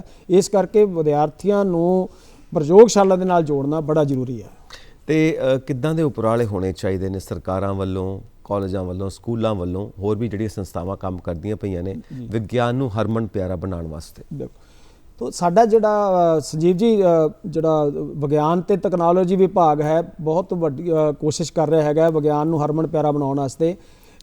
ਪੰਜਾਬ ਸਾਇੰਸ ਐਂਡ ਟੈਕਨੋਲੋਜੀ ਜਿਹੜੀ ਕਾਉਂਸਲ ਹੈਗੀ ਆ ਸਟੇਟ ਲੈਵਲ ਦੇ ਉੱਤੇ, ਉਹਦੇ ਵੱਲੋਂ ਵੀ ਬੜੇ ਯਤਨ ਕੀਤੇ ਜਾਂਦੇ ਆ। ਔਰ ਸਾਡੀਆਂ ਹੋਰ ਜਿਹੜੀਆਂ ਸੰਸਥਾਵਾਂ ਹੈਗੀਆਂ ਉਹ ਵੀ ਵਿਗਿਆਨ ਨੂੰ ਹਰਮਨ ਪਿਆਰਾ ਬਣਾਉਣ ਦੇ ਵਿੱਚ ਆਪਣਾ ਯੋਗਦਾਨ ਪਾ ਰਹੀਆਂ। ਤੋ ਜਿਵੇਂ Punjab state council of science and technology, ਇਹਦੇ ਵੱਲੋਂ ਜਿਹੜੀ ਇੱਕ ਚਿਲਡਰਨ ਕਾਂਗਰਸ ਜਿਹੜੀ ਕਰਾਈ ਜਾਂਦੀ ਹੈ, ਨੈਸ਼ਨਲ ਚਿਲਡਰਨ ਕਾਂਗਰਸ ਕਰਾਈ ਜਾਂਦੀ ਹੈ, ਸਟੇਟ ਪੱਧਰ ਤੇ ਵੀ ਕਰਾਈ ਜਾਂਦੀ ਹੈ। ਉਹਦੇ ਵਿੱਚ ਤਰ੍ਹਾਂ ਦੇ ਜਿਹੜੇ ਪ੍ਰੋਜੈਕਟ ਹੈ, ਉਹ ਪ੍ਰਦਰਸ਼ਨੀਆਂ ਜਿਹੜੀਆਂ ਹੈਗੀਆਂ ਉਹ ਕੀਤੀਆਂ ਜਾਂਦੀਆਂ। ਉਹਦੇ ਵਿੱਚ ਜਿਹੜੇ ਸਾਡੇ ਸਕੂਲਾਂ ਦੇ ਵਿਦਿਆਰਥੀ ਹੈ ਉਹਨਾਂ ਨੂੰ ਉੱਥੇ ਬੁਲਾ ਕੇ ਉਹਨਾਂ ਦੀਆਂ ਜਿਹੜੀਆਂ ਹੈਗੀਆਂ ਮਾਡਲ ਹੈ ਉਹਨਾਂ ਦੇ ਤਿਆਰ ਕੀਤੇ ਹੁੰਦੇ ਆ, ਉਹਨਾਂ ਦੀ ਪ੍ਰਦਰਸ਼ਨੀ ਲਗਾਈ ਜਾਂਦੀ ਹੈ। ਅਧਿਆਪਕਾਂ ਵਾਸਤੇ ਵੀ ਵੱਖਰੇ ਜਿਹੜੀਆਂ ਵਰਕਸ਼ਾਪਾਂ ਲਗਾਈਆਂ ਜਾਂਦੀਆਂ, ਉਹਨਾਂ ਨੂੰ ਵੀ ਬੁਲਾ ਕੇ ਉਹਨਾਂ ਦੇ ਜਿਹੜੇ ਪ੍ਰੈਕਟੀਕਲ ਕਰਵਾਏ ਜਾਂਦੇ ਆ ਹਰ ਵਿਸ਼ੇ ਦੇ, ਭੌਤਿਕ ਵਿਗਿਆਨ, ਰਸਾਇਣ ਵਿਗਿਆਨ ਦੇ ਤੇ ਜੀਵ ਵਿਗਿਆਨ ਦੇ, ਤਾਂ ਕਿ ਉਹ ਜਿਹੜੇ ਅਧਿਆਪਕ ਹੈ ਉਹ ਉੱਥੋਂ ਖੁਦ ਸਿੱਖ ਕੇ ਅੱਗੇ ਵਿਦਿਆਰਥੀਆਂ ਨੂੰ ਜਿਹੜਾ ਹੈਗਾ ਅੱਗੇ ਜਾ ਕੇ ਉਹ ਪ੍ਰੈਕਟੀਕਲ ਜਾਂ ਉਹ ਪ੍ਰਯੋਗ ਜਿਹੜੇ ਕਰਵਾਉਣ। ਤੇ ਜਦੋਂ ਤੱਕ ਸਾਡੀ ਵਿਗਿਆਨ ਦੀ ਪੜ੍ਹਾਈ ਪ੍ਰਯੋਗਿਕ ਨਹੀਂ ਹੋ ਜਾਂਦੀ ਉਹਨਾਂ ਚਿਰ ਵਿਗਿਆਨ ਹਰਮਨ ਪਿਆਰਾ ਨਹੀਂ ਬਣਦਾ ਹੈਗਾ। ਤੋ ਇਸ ਕਰਕੇ ਸਾਡਾ ਜਿਹੜਾ ਵਿਗਿਆਨ ਹੈਗਾ ਇਹਨੂੰ ਹਰਮਨ ਪਿਆਰਾ ਬਣਾਉਣ ਵਾਸਤੇ ਜਿੱਥੇ ਸਾਡਾ ਵਿਭਾਗ, ਸਾਡੀਆਂ ਜਿਹੜੀਆਂ ਹੈਗੀਆਂ ਸੰਸਥਾਵਾਂ ਬੜੀ ਵੱਡੀ ਮਹੱਤਵਪੂਰਨ ਭੂਮਿਕਾ ਨਿਭਾ ਰਹੀਆਂ, ਉੱਥੇ ਸਾਡੇ ਜਿਹੜੇ ਅਧਿਆਪਕ ਹੈ ਤੇ ਹੋਰ ਜਿਹੜੀਆਂ ਸਾਡੀਆਂ ਇੱਥੋਂ ਦੇ ਜਿਹੜੇ ਸਾਡੇ ਕਾਲਜ ਸਕੂਲ ਪੱਧਰ ਦੇ ਉੱਤੇ ਉਹ ਯਤਨ ਜਿਹੜੇ ਆ ਕਰਨੇ ਚਾਹੀਦੇ ਆ। ਜੀ, ਵਿਗਿਆਨ ਦੇ ਨਾਲ ਕਲਾ ਦਾ ਵੀ ਜੀਵਨ ਦੇ ਵਿੱਚ ਸਥਾਨ ਹੈ। ਕਲਾ ਵੀ ਜ਼ਰੂਰੀ ਹੈ ਤਾਂ ਕਿ ਜੀਵਨ ਦੇ ਵਿੱਚ ਇੱਕ ਰਸ ਬਣਿਆ ਰਹੇ, ਕਿਉਂਕਿ ਸਾਰੀਆਂ ਗਤੀਵਿਧੀਆਂ ਦੇ ਨਾਲ ਕਲਾ ਦੀ ਗਤੀਵਿਧੀ ਸਾਨੂੰ ਫਿਰ ਤੋਂ ਵਿਗਿਆਨ ਵਾਸਤੇ ਤਿਆਰ ਕਰਦੀ ਹੈ। ਸੋ ਗੀਤ ਹੋ ਜਾਏ, ਉਸ ਤੋਂ ਬਾਅਦ ਆਪਾਂ ਆਪਣੀ ਇਸ ਚਰਚਾ ਤੇ ਪਰਤਾਂਗੇ ਜੀ। ਆਓ ਇਸ ਗੀਤ ਦਾ ਆਨੰਦ ਲਈਏ।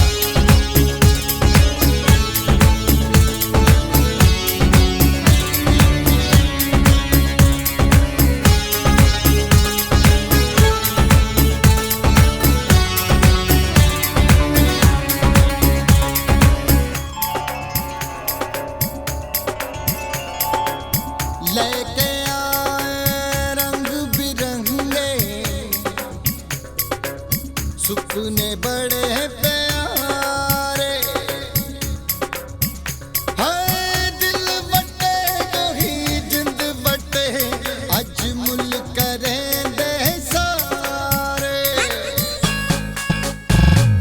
छड़ा छड़ा दिल कर छड़ा छड़ा सारा साडे वाल छड़ा छड़ा सानू दिल विच छड़ा छड़ा हम भी लड़ा छड़ा छड़ा छड़ा सारा साडे वाल छड़ा छड़ा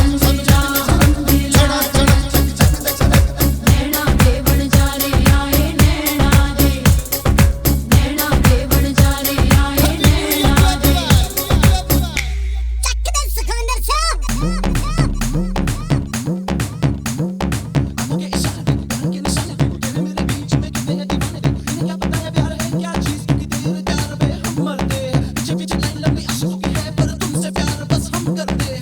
Let's do it again. नैना दे बन जा रे आए नैना दे नैना दे बन जा रे आए नैना दे दिल तैनू दिता मुल कोटी पानी जानदा तेरी मेरी लगी नू जहान सारा जानदा दिल तैनू दिता मुल कोटी पानी जानदा तेरी मेरी लगी नू जहान सारा जानदा ਜੀ ਤੁਸੀਂ ਵੇਖ ਰਹੇ ਹੋ ਪ੍ਰੋਗਰਾਮ ਗੱਲਾਂ ਤੇ ਗੀਤ ਔਰ ਸਾਡੇ ਨਾਲ ਸਟੂਡੀਓਜ਼ ਦੇ ਵਿੱਚ ਮੌਜੂਦ ਨੇ ਸ਼੍ਰੀ ਬਲਵਿੰਦਰ ਸਿੰਘ ਜੀ ਪ੍ਰੋਫੈਸਰ ਨੇ ਜੋ ਰਿਟਾਇਰਡ ਹੋ ਚੁੱਕੇ ਨੇ ਔਰ 34 ਸਾਲ ਦਾ ਐਕਸਪੀਰੀਅੰਸ ਹੈ ਉਹਨਾਂ ਦਾ ਫਿਜ਼ਿਕਸ ਦੇ ਫੀਲਡ ਦੇ ਵਿੱਚ।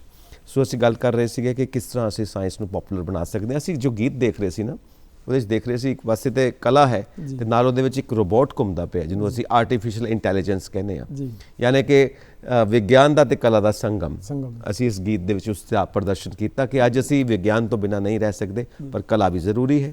ਸੋ ਅਸੀਂ ਰੋਬੋਟ ਤੋਂ ਅੱਗੇ ਚੱਲਾਂਗੇ ਉਹਦੀ ਵੀ ਗੱਲ ਕਰਾਂਗੇ ਕਿ ਆਰਟੀਫੀਸ਼ੀਅਲ ਇੰਟੈਲੀਜੈਂਸ ਸਾਡੇ ਵਿੱਚ ਅੱਜ ਮੌਜੂਦ ਹੈ।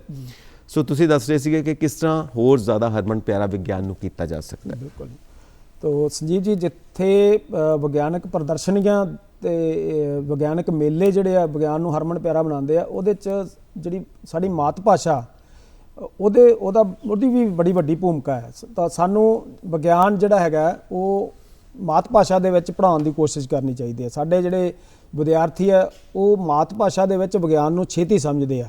ਤੋ ਜਿੱਥੇ ਅਸੀਂ ਅੱਜ ਜਿਹੜਾ ਸਾਡਾ ਬਹੁਤਾ ਸਾਰਾ 10ਵੀਂ ਤੱਕ ਤਾਂ ਅਸੀਂ ਮਾਤ ਭਾਸ਼ਾ ਦੇ ਵਿੱਚ ਪੜ੍ਹਾਉਂਦੇ ਹਾਂ ਪਰ ਜਦੋਂ ਅਸੀਂ ਉੱਚ ਵਿੱਦਿਆ ਵੱਲ ਜਾਂਦੇ ਹਾਂ ਤਾਂ ਜਿਹੜੀ ਉੱਚ ਵਿੱਦਿਆ ਹੈਗੀ ਆ ਸਾਡੀ ਉਹਦੇ 'ਚ ਅਸੀਂ ਮਾਤ ਭਾਸ਼ਾ ਤੋਂ ਹਟ ਕੇ ਅੰਗਰੇਜ਼ੀ ਜਿਹੜਾ ਭਾਸ਼ਾ ਦੀ ਜੀ, ਵਰਤੋਂ ਬਿਲਕੁਲ, ਕਰਦੇ ਹਾਂ ਬਿਲਕੁਲ। ਉਹ ਇੱਕ ਬੜੀ ਵੱਡਾ ਬੱਚਿਆਂ ਵਾਸਤੇ ਹੂਆ ਬਣ ਜਾਂਦਾ। ਬਹੁਤ ਸਾਰੇ ਜਿਹੜੇ ਪਿੰਡਾਂ ਦੇ ਵਿਦਿਆਰਥੀ ਖਾਸ ਕਰਕੇ ਉਹ ਵਿਗਿਆਨ ਨੂੰ ਲੈਣ ਤੋਂ ਇਸ ਕਰਕੇ ਥੋੜਾ ਜਿਹਾ ਪਿੱਛੇ ਹਟ ਜਾਂਦੇ ਕਿ ਉਹਨਾਂ ਨੂੰ ਮਾਧਿਅਮ ਜਿਹੜਾ ਉਹਨਾਂ ਦਾ ਪਰਿਵਰਤਨ ਹੋ ਜਾਂਦਾ ਹੈਗਾ ਪੰਜਾਬੀ ਤੋਂ ਅੰਗਰੇਜ਼ੀ ਦੇ ਵਿੱਚ। ਤੋ ਜੇ ਅਸੀਂ ਉਚੇਰੀ ਵਿੱਦਿਆ ਨੂੰ ਵੀ ਥੋੜਾ ਜਿਹਾ ਮਾਤ ਭਾਸ਼ਾ ਵਾਲੇ ਪਾਸੇ ਲੈ ਕੇ ਆਈਏ ਭਾਵੇਂ ਕਿ ਹੁਣ ਕੋਸ਼ਿਸ਼ ਹੋ ਰਹੀ ਹੈ ਕਿ ਜਿਹੜੀ ਨਵੀਂ ਐਜੂਕੇਸ਼ਨ ਪਾਲਿਸੀ ਹੈ ਇਹਦੇ ਅਧੀਨ ਜਿਹੜੀਆਂ ਹੈਗੀਆਂ ਬਹੁਤ ਸਾਰੀਆਂ ਕੋਸ਼ਿਸ਼ਾਂ ਕੀਤੀਆਂ ਜਾ ਰਹੀਆਂ ਕਿ ਮਾਤ ਭਾਸ਼ਾ ਦੇ ਵਿੱਚ ਜਿਹੜਾ ਮੈਡੀਕਲ ਦੀ ਡਾਕਟਰੀ ਜਿਹੜੀ ਆ ਉਹ ਇੰਜੀਨੀਅਰਿੰਗ ਦੀ ਪੜ੍ਹਾਈ ਹੈ ਉਹਨੂੰ ਜਿਹੜਾ ਹੈਗਾ ਮਾਤ ਭਾਸ਼ਾ ਦੇ ਵਿੱਚ ਕਰਾਇਆ ਜਾਵੇ। ਤੇ ਇਹ ਜਿਹੜੀ ਕੋਸ਼ਿਸ਼ ਹੈ ਉਹਦੇ ਨਾਲ ਵਿਗਿਆਨ ਹੋਰ ਹਰਮਨ ਪਿਆਰਾ ਬਣੇਗਾ।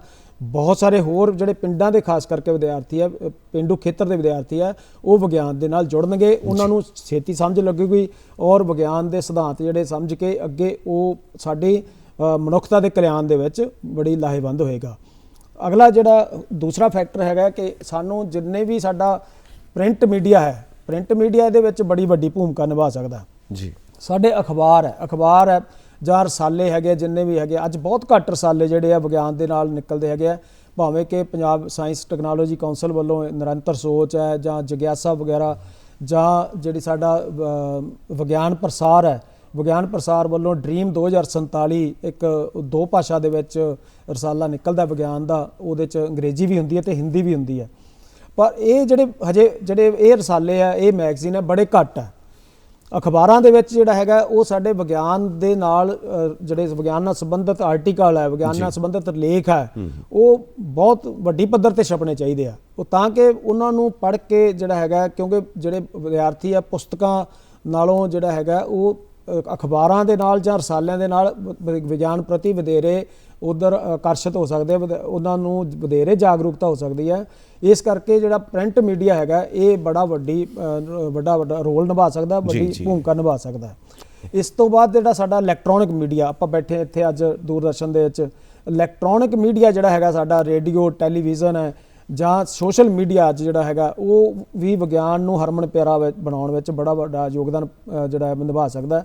ਉਸ ਤੋਂ ਬਾਅਦ ਜਿਹੜਾ ਸਾਡੇ ਇੱਥੋਂ ਦੂਰਦਰਸ਼ਨ ਤੋਂ ਜਿਹੜੇ ਵਿਗਿਆਨ ਨਾਲ ਸੰਬੰਧਿਤ ਵੱਧ ਤੋਂ ਵੱਧ ਪ੍ਰੋਗਰਾਮ ਜਿਹੜੇ ਆ ਪ੍ਰਸਾਰਿਤ ਹੋਣੇ ਚਾਹੀਦੇ ਆ, ਰੇਡੀਓ ਤੋਂ ਵੀ ਪ੍ਰਸਾਰਿਤ ਹੋਣੇ ਚਾਹੀਦੇ ਆ ਔਰ ਦਰਸ਼ਕਾਂ ਨੂੰ ਉਹ ਦੇਖਣੇ ਵੀ ਚਾਹੀਦੇ ਆ। ਔਰ ਜੇ ਅਸੀਂ ਲੋਕਾਂ ਨੂੰ, ਕਿਉਂਕਿ ਆਮ ਲੋਕਾਂ ਨੂੰ ਵੀ ਅਸੀਂ ਇਹਨਾਂ ਦੇ ਨਾਲ ਜੋੜਨਾ, ਇਕੱਲੇ ਵਿਦਿਆਰਥੀਆਂ ਨੂੰ ਨਹੀਂ ਜੋੜਨਾ ਹੈਗਾ, ਕਿਉਂਕਿ ਜੇ ਆਮ ਲੋਕ ਜੁੜਨਗੇ ਤਾਂ ਉਹਨਾਂ ਦੇ ਬੱਚੇ ਜਿਹੜੇ ਆ ਆਪਣੇ ਆਪ ਹੀ ਵਿਗਿਆਨ ਪ੍ਰਤੀ ਜਿਹੜਾ ਹੈਗਾ ਉਹ ਆਕਰਸ਼ਿਤ ਹੋਣਗੇ, ਉਹਨਾਂ ਨੂੰ ਖਿੱਚ ਪੈਦਾ ਹੋਏਗੀ ਵਿਗਿਆਨ ਪ੍ਰਤੀ। ਜੇ ਅਸੀਂ ਆਮ ਲੋਕਾਂ ਨੂੰ ਜੋੜਨਾ ਹੈ ਤਾਂ ਸਾਡਾ ਰੇਡੀਓ ਔਰ ਟੈਲੀਵਿਜ਼ਨ ਜਿਹੜਾ ਹੈਗਾ ਉਹ ਇਹਦੇ 'ਚ ਬਹੁਤ ਵੱਡੀ ਭੂਮਿਕਾ ਨਿਭਾ ਸਕਦਾ ਵਿਗਿਆਨ ਨੂੰ ਹਰਮਨ ਪਿਆਰਾ ਬਣਾਉਣ ਵਾਸਤੇ। ਤੋ ਇਸ ਤਰ੍ਹਾਂ ਜਿਹੜਾ ਵਿਗਿਆਨ ਨੂੰ ਹਰਮਨ ਪਿਆਰਾ ਬਣਾਉਣ ਦੇ ਵਿੱਚ ਸਾਨੂੰ ਬਹੁਤ ਵੱਡੀ ਜਿਹੜੀ ਕੋਸ਼ਿਸ਼ ਕਰਨੀ ਚਾਹੀਦੀ ਹੈ। ਜਿੰਨੇ ਵੀ ਅਸੀਂ ਵਿਗਿਆਨ ਮੇਲੇ ਲਗਾ ਸਕਦੇ ਹਾਂ, ਵਿਗਿਆਨ ਪਾਰਕ ਬਣਾ ਸਕਦੇ ਹਾਂ। ਹੁਣ ਤੁਹਾਡਾ ਪੁਸ਼ਪਾ ਗੁਜਰਾਲ ਸਾਇੰਸ ਸਿਟੀ ਕਪੂਰਥਲਾ, ਇਹ ਬਹੁਤ ਵੱਡੀ ਭੂਮਿਕਾ ਨਿਭਾ ਰਿਹਾ। ਇੱਥੇ ਜਦੋਂ ਅਸੀਂ ਆਮ ਲੋਕ ਇੱਥੇ ਆਉਂਦੇ ਹੈਗੇ ਆ, ਜਦੋਂ ਉੱਥੇ ਜਿਹੜਾ ਵੇਖਣ ਆਉਂਦੇ ਹੈਗੇ ਆ ਤਾਂ ਉੱਥੇ ਤਰ੍ਹਾਂ ਤਰ੍ਹਾਂ ਦੇ ਜਿਹੜੇ ਮਾਡਲ ਲੱਗੇ ਆ, ਵਿਗਿਆਨ ਦੇ ਸਿਧਾਂਤ ਜਿਹੜੇ ਉਹਨਾਂ ਨੇ ਬੜੇ ਸੌਖੇ ਤਰੀਕੇ ਨਾਲ ਸਮਝਾਏ ਆ ਔਰ ਉਹ ਇੱਕ ਜਿਹੜਾ ਵਿਗਿਆਨ ਪ੍ਰਤੀ ਜਗਿਆਸਾ ਪੈਦਾ ਕਰਨ ਦੇ ਵਿੱਚ ਪੁਸ਼ਪਾ ਗੁਜਰਾਲ ਜਿਹੜਾ ਸਾਇੰਸ ਸਿਟੀ ਕਪੂਰਥਲਾ ਹੈਗਾ ਇਹ ਬਹੁਤ ਵੱਡੀ ਭੂਮਿਕਾ ਨਿਭਾ ਸਕਦਾ ਹੈਗਾ। ਇੱਥੇ ਸਾਨੂੰ ਵੱਧ ਤੋਂ ਵੱਧ ਵਿਦਿਆਰਥੀਆਂ ਨੂੰ, ਵੱਧ ਤੋਂ ਵੱਧ ਲੋਕਾਂ ਨੂੰ ਇੱਥੇ ਜਿਹੜਾ ਹੈਗਾ ਜਦੋਂ ਵੀ ਉਹ ਕਿਤੇ ਬਾਹਰ ਲੋਕਾਂ ਨੇ ਪਿਕਨਿਕ ਤੇ ਜਾਣਾ ਹੈਗਾ ਜਾਂ ਕਿਤੇ ਜਾਣਾ ਹੈ ਤਾਂ ਉਹ ਸਾਇੰਸ ਸਿਟੀ ਨੂੰ ਵੀ ਆਪਣਾ ਜਿਹੜਾ ਹੈਗਾ ਉਹ ਇੱਕ ਨਿਸ਼ਾਨਾ ਬਣਾ ਕੇ ਚੱਲਣ ਕਿ ਅਸੀਂ ਹੋਰ ਥਾਵਾਂ ਤਾਂ ਵੇਖਣੀਆਂ ਹੈਗੀਆਂ, ਨਾਲ ਅਸੀਂ ਪੁਸ਼ਪਾ ਗੁਜਰਾਲ ਸਾਇੰਸ ਸਿਟੀ ਵੇਖਣਾ ਹੈਗਾ। ਔਰ ਜਦੋਂ ਉੱਥੇ ਦੇਖਣਗੇ, ਉੱਥੇ ਡਾਇਨਾਸੌਰ, ਜਦੋਂ ਵੱਡੇ ਵੱਡੇ ਡਾਇਨਾਸੌਰ ਬਣਿਆ ਸਾਰਾ ਕੁਝ ਹੈ, ਤਾਂ ਉਹ ਚੀਜ਼ ਦੇਖ ਕੇ ਉਹਨਾਂ ਦੇ ਵਿੱਚ ਆਪਣੇ ਆਪ ਹੀ ਉਹ ਖਿੱਚ ਪੈਦਾ ਹੋਏਗੀ। ਮਸਲਾ ਤਾਂ ਇਹ ਹੈ ਕਿ ਅਸੀਂ ਵਿਗਿਆਨ ਪ੍ਰਤੀ ਖਿੱਚ ਪੈਦਾ ਕਰਨੀ ਹੈ ਕਿ ਵਿਗਿਆਨ ਤੋਂ ਸਾਡੇ ਵਿਦਿਆਰਥੀ ਜਿਹੜੇ ਉਹ ਦੂਰ ਕਿਉਂ ਭੱਜ ਰਹੇ ਹੈਗੇ ਆ, ਵਿਗਿਆਨ ਦੇ ਨਾਲ ਆਮ ਲੋਕ ਕਿਉਂ ਨਹੀਂ ਜੁੜਦੇ ਹੈਗੇ। ਤੋ ਇਹ ਜਿਹੜਾ ਵਿਗਿਆਨ ਹੈਗਾ ਇਹ ਲੋਕਾਂ ਦੇ ਵਿੱਚੋਂ ਜਿਹੜਾ ਅੰਧ ਵਿਸ਼ਵਾਸ ਹੈ ਉਹ ਦੂਰ ਕਰਨ ਦੇ ਵਿੱਚ ਵੀ ਬੜੀ ਭੂਮਿਕਾ ਨਿਭਾ ਰਿਹਾ ਹੈਗਾ। ਜਦੋਂ ਵਿਗਿਆਨ ਲੋਕਾਂ ਦੇ ਵਿੱਚ ਆਏਗਾ ਤਾਂ ਜਿਹੜੇ ਅੰਧ ਵਿਸ਼ਵਾਸ ਲੋਕਾਂ ਦੇ ਵਿੱਚ ਫੈਲੇ ਹੋਏ ਆ ਇਹ ਆਪਣੇ ਆਪ ਹੀ ਦੂਰ ਹੋ ਜਾਣਗੇ। ਇਸ ਕਰਕੇ ਵਿਗਿਆਨ ਦੀ ਬੜੀ ਵੱਡੀ ਲੋੜ ਹੈ, ਵਿਗਿਆਨ ਨੂੰ ਹਰਮਨ ਪਿਆਰਾ ਬਣਾਉਣ ਦੀ ਲੋੜ ਹੈ ਤਾਂ ਕਿ ਇਹ ਮਨੁੱਖਤਾ ਦਾ ਕਲਿਆਣ ਹੋ ਸਕੇ। ਮਨੁੱਖਤਾ ਦਾ ਅੱਜ ਜਿਹੜਾ ਵਿਸ਼ਾ ਥੀਮ ਜਿਹੜੇ ਜਿਸ ਦੇ ਉੱਤੇ ਲੈ ਕੇ ਚੱਲ ਰਹੇ ਹਾਂ, global science for global wellbeing, ਜਿਹੜੇ ਵਿਸ਼ਵ ਵਿਆਪੀ ਕਲਿਆਣ ਵਾਸਤੇ ਵਿਸ਼ਵ ਵਿਆਪੀ ਵਿਗਿਆਨ ਜਿਹੜਾ ਵਿਸ਼ਾ ਹੈਗਾ ਇਹ ਤਾਂ ਹੀ ਸਾਰਥਕ ਹੋ ਸਕਦਾ ਹੈ ਜੇ ਅਸੀਂ ਵਿਗਿਆਨ ਨੂੰ ਹਰਮਨ ਪਿਆਰਾ ਬਣਾਉਣ ਦੇ ਯਤਨ ਕਰਾਂਗੇ। ਜਿਸ ਤਰ੍ਹਾਂ ਅਸੀਂ ਗੀਤ ਦੇਖ ਰਹੇ ਹਾਂ, ਗੀਤ ਦੇ ਵਿੱਚ ਅਸੀਂ ਦੇਖਿਆ ਇੱਕ ਰੋਬੋਟ ਘੁੰਮਦਾ ਪਿਆ, ਉਹਨੂੰ ਅਸੀਂ ਆਰਟੀਫੀਸ਼ੀਅਲ ਇੰਟੈਲੀਜੈਂਸ ਕਹਿੰਦੇ ਹਾਂ। ਕਲਾ ਦੇ ਨਾਲ ਵਿਗਿਆਨ ਦਾ ਸੰਗਮ ਅਸੀਂ ਦੇਖਦੇ ਹਾਂ। ਸੋ ਆਰਟੀਫੀਸ਼ੀਅਲ ਇੰਟੈਲੀਜੈਂਸ ਅੱਜ ਹਰ ਥਾਂ ਤੇ ਮੌਜੂਦ ਹੈ। ਸਾਡਾ ਮੋਬਾਈਲ, ਕੰਪਿਊਟਰਸ, ਆਰਟੀਫੀਸ਼ੀਅਲ ਇੰਟੈਲੀਜੈਂਸ ਹੈ ਸਾਰੀ। ਵਿਗਿਆਨ ਦਾ ਕੀ ਯੋਗਦਾਨ ਹੈ ਇਹ ਨਵੀਆਂ ਟੈਕਨੋਲੋਜੀਆਂ ਬਣਾਉਣ ਦੇ ਵਿੱਚ, ਸਾਡੇ ਜੀਵਨ ਦੇ ਵਿੱਚ ਲਿਆਉਣ ਦੇ ਵਿੱਚ? ਵਿਗਿਆਨ ਕਿਸ ਤਰ੍ਹਾਂ ਡਿਵੈਲਪ ਕਰਦਾ ਹੈ ਆਰਟੀਫੀਸ਼ੀਅਲ ਇੰਟੈਲੀਜੈਂਸ ਨੂੰ, ਇਹ ਨਵੀਂ ਟੈਕਨੋਲੋਜੀ ਨੂੰ ਜੋ ਅਸੀਂ ਜ਼ਿੰਦਗੀ ਦੇ ਵਿੱਚ ਹਰ ਰੋਜ਼ ਇਸਤੇਮਾਲ ਕਰਦੇ ਹਾਂ? ਸੰਜੀਵ ਜੀ, ਜਿੰਨੀ ਵੀ ਇੰਜੀਨੀਅਰਿੰਗ ਆ, ਜਿੰਨੀ ਵੀ ਟੈਕਨੋਲੋਜੀ ਆ, ਇਹਦਾ ਜਿਹੜਾ ਮੁੱਢ ਹੈਗਾ ਉਹ ਵਿਗਿਆਨ ਤੋਂ ਹੀ ਵੱਜਦਾ ਹੈ। ਜੇ ਵਿਗਿਆਨ ਨਾ ਹੁੰਦਾ ਤਾਂ ਟੈਕਨੋਲੋਜੀ ਨਹੀਂ ਸੀ ਹੋਣੀ। ਤੋ ਜਿੰਨੇ ਵੀ ਵਿਗਿਆਨ ਦੇ ਵਿੱਚ ਸਿਧਾਂਤ ਹੈਗੇ ਆ, ਜਿੰਨੀਆਂ ਵੀ ਥਿਊਰੀਆਂ ਹੈਗੀਆਂ, ਜੋ ਵੀ ਅਸੀਂ ਵਿਗਿਆਨ ਦੇ ਵਿੱਚ ਪੜ੍ਹਦੇ ਹੈਗੇ ਆ, ਉਹ ਅੱਗੋਂ ਜਾ ਕੇ ਸਾਡੇ ਇੰਜੀਨੀਅਰਿੰਗ ਤੇ ਟੈਕਨੋਲੋਜੀ ਦੇ ਵਿੱਚ ਕੰਮ ਆਉਂਦਾ ਹੈਗਾ। ਜੋ ਵੀ ਅਸੀਂ ਫਰਜ਼ ਕਰੋ ਆਪਾਂ ਬਿਜਲੀ ਦੇ ਬਾਰੇ ਪੜ੍ਹਦੇ ਹਾਂ 10ਵੀਂ ਕਲਾਸ ਦੇ ਵਿੱਚ, 12ਵੀਂ ਕਲਾਸ ਦੇ ਵਿੱਚ ਬਿਜਲੀ ਬਾਰੇ ਪੜ੍ਹਦੇ ਹਾਂ, ਚੁੰਬਕਤਾ ਬਾਰੇ ਪੜ੍ਹਦੇ ਹਾਂ, ਤਾਂ ਅੱਗੇ ਜਾ ਕੇ ਟੈਕਨੋਲੋਜੀ ਦੇ ਵਿੱਚ ਸਾਡੇ ਜਿਹੜੇ ਜਨਰੇਟਰ ਹੈ, ਮੋਟਰਾਂ ਹੈਗੀਆਂ, ਟਰਾਂਸਫਾਰਮਰ ਹੈ, ਉਹ ਸਾਰੀਆਂ ਚੀਜ਼ਾਂ ਜਿਹੜੀਆਂ ਤਾਂ ਹੀ ਵਿਕਸਿਤ ਹੁੰਦੀਆਂ ਜੇ ਅਸੀਂ ਵਿਗਿਆਨ ਦੇ ਮੁੱਢਲੇ ਸਿਧਾਂਤ ਛੋਟੀਆਂ ਕਲਾਸਾਂ ਦੇ ਵਿੱਚ ਪੜ੍ਹੇ ਹੋਣਗੇ। ਤਾਂ ਜਿਹੜਾ ਵਿਦਿਆਰਥੀ ਉਹਨਾਂ ਮੁੱਢਲੇ ਸਿਧਾਂਤਾਂ ਨੂੰ ਪੜ੍ਹੇਗਾ, ਉਹਨਾਂ ਨੂੰ ਉਹਨਾਂ ਟੈਕਨੋਲੋਜੀ ਦੀਆਂ, ਉਹਨਾਂ ਇੰਜੀਨੀਅਰਿੰਗ ਦੇ ਜਿਹੜੀਆਂ ਹੈਗੀਆਂ ਮਸ਼ੀਨਰੀ ਹੈ ਉਹਨੂੰ ਸਮਝਣ ਦੇ ਵਿੱਚ ਬੜੀ ਸੌਖ ਆਏਗੀ। ਤੇ ਬਾਕੀ ਜਿਹੜੇ ਵਿਦਿਆਰਥੀ ਵਿਗਿਆਨ ਤੋਂ ਥੋੜ੍ਹਾ ਦੂਰ ਰਹਿੰਦੇ ਹੈਗੇ ਆ, ਉਹਨਾਂ ਨੂੰ ਦਿੱਕਤ ਆਉਂਦੀ ਆ ਉਹਨਾਂ ਟੈਕਨੋਲੋਜੀ ਨੂੰ ਸਮਝਣ ਦੇ ਵਿੱਚ।